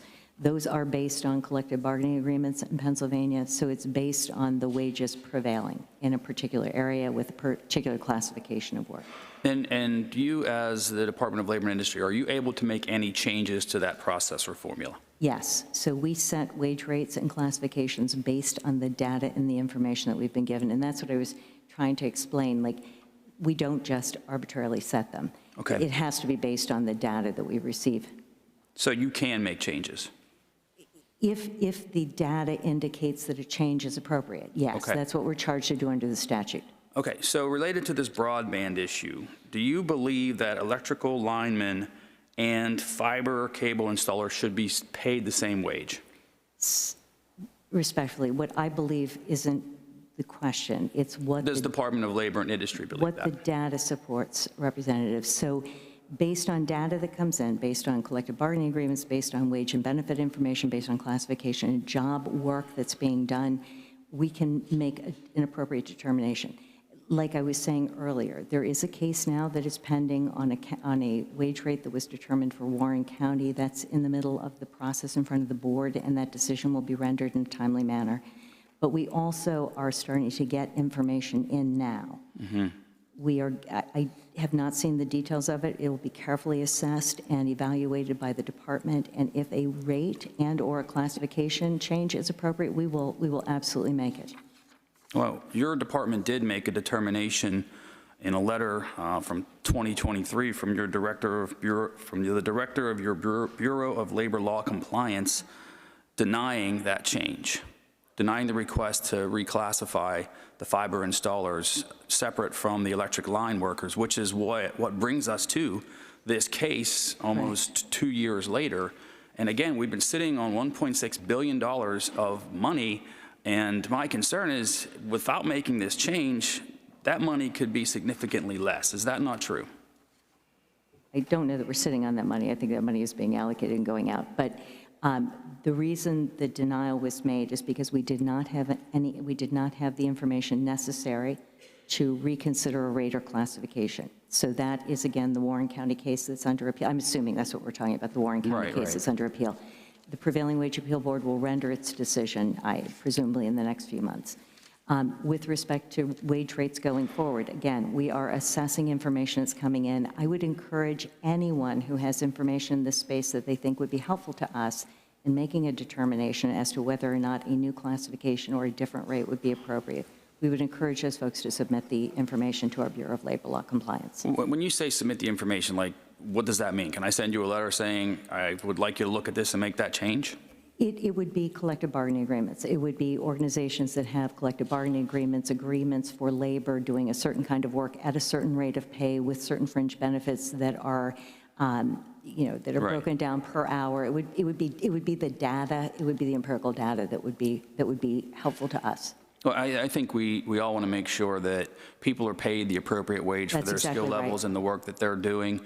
But I think that, perhaps you could take a more proactive approach, because we would like to see these dollars rolled out to help our communities, to help our residents, to help our businesses and industries further expand broadband access. So while I have a few more seconds, I just want to ask your perspective on the energy industry. We know that jobs have left Pennsylvania, significant jobs, significant family-sustaining jobs. Are you able to talk about how many jobs have left Pennsylvania since 2019 when we proposed entering into the Regional Greenhouse Gas Initiative, and how many jobs you think might come back to Pennsylvania if we were to step away from these environmental policies that restrict energy production? So your question is, how many energy-related jobs have left Pennsylvania for another And how many location? might come back if we move away from these failed energy policies? Yeah, that would not be information that we would be keeping in the normal course, Representative. If there were jobs that left or jobs that came in, or that's just not. I think it's something that from a Department of Labor and Industry you should consider, because we know that billions of dollars in investment have gone to other states because of these policies, and that means jobs have been lost as well. So I just think from a Department of Labor and Industry standpoint, that should be a concern to you. Part of the issue is there's job classifications themselves within the energy sector. They cross. So whether it's fossil fuel or green, they could be considered under each. So when we start looking at those job classifications, they fall under the same. So when we start looking at jobs gain, job loss, it's kind of hard, but we could do a study and take a look at that. Because what you may call a certain occupation, they may still be classified under the same NAICS code. I right? can So- see I'm way over my time limit, Yeah. and with respect to the But we can chairman. take a look at it. But I can tell you straightforward, I know jobs have been lost because they happened right in my community. So, thank you, Mr. Chairman. Thank you, gentlemen. Thank the Secretary and everybody for being here today. Madam Secretary, one question, maybe one or two questions. One of my previous speakers, one of my colleagues, talked about 100 and some odd thousand people who are receiving benefits who are not currently working. Could you give me some reasons why a person might not be currently working and receiving benefits? So there are so many barriers. So, you know, in a tight labor market, Mr. Chairman, like we're in right now, most of the people who are able to work and want to work are working. And so the people who aren't working, some of them don't want to work, but many of them are facing systemic barriers that are keeping them out of the workplace. And I can tell you, as I cross Pennsylvania, it doesn't matter whether it's in the city or in the suburbs or in rural communities, childcare is a challenge for many, many families. It either doesn't exist or the costs are prohibitively expensive, and that is something that, as you know, the governor is trying to address in this year's budget. We know that transportation is a challenge. Even in even in urban communities is a challenge because public transportation doesn't go to the nooks and crannies of, say, Montgomery County for a commercial roofing project that a worker needs to get to. We know that housing is a challenge and digital literacy, and there are just a number of challenges that stand between people and good-paying jobs. So we are working through our workforce development local area boards with our federal resources and our partners across the state to try to alleviate barriers to provide opportunities for as many people in Pennsylvania as we can. So, based off of your answer, if we wanted to affect positively those folks who aren't working and get them into the workforce, so you would say we should help with funding for childcare? Would that be an accurate statement from your understanding? I think that supporting the governor's initiatives that are investing into childcare and credits to families and all of those layered approaches would be a great step in the right direction. What about supporting mass transit? Would that help us with getting people to those jobs that you were talking about? Giving people public transportation across Pennsylvania would be a great plan, but certainly investing in those infrastructures is important. You also talked about housing and housing insecurity. So funding for building and affordable housing across the Commonwealth, do you think that would help get those folks back into the job market? I think that supporting the governor's initiatives to make sure that people are stable and secure in their homes and have barriers remediated is very important. So if this General Assembly cares about those who are unemployed, who aren't working, we should be caring also about childcare, affordable housing, and things like mass transit, based off your expertise. That is the way to get people into jobs. Okay. Yes, sir. I just wanted to clear that up. You know, I hear this term, and we hear people talking about folks who are not in the job market. I'm just wondering, you know, since we had an expert here to tell us about what we could do better as a General Assembly to get those folks in the market. So thank you for that. The one thing I will say before we conclude is, you know, my personal belief is that no one is illegal. We may have folks who are here undocumented, but no human being is illegal. So thank you so much, Madam Secretary, and to all of your deputies from the Department of Labor and Industry for being here for this hearing. Thank you, Mr. Chairman. If I may, I'd like to just extend a thank you to the entirety of the Department of Labor and Industry. We have a band of hardworking people in this state that are really doing good work for the people of Pennsylvania every day, so I'd like to extend a thank you to all of them. Thank you. Thank you, and we agree with you and with the thanks for all of the folks over at the Department of Labor and Industry. We will be back here tomorrow morning at 10 a.m. We will be talking to our Attorney General tomorrow morning. Yep, we'll have the Office of the Attorney General here in the morning. And with that, that will end this 6th day of our budget hearings. Thank you all so much. See you all tomorrow morning.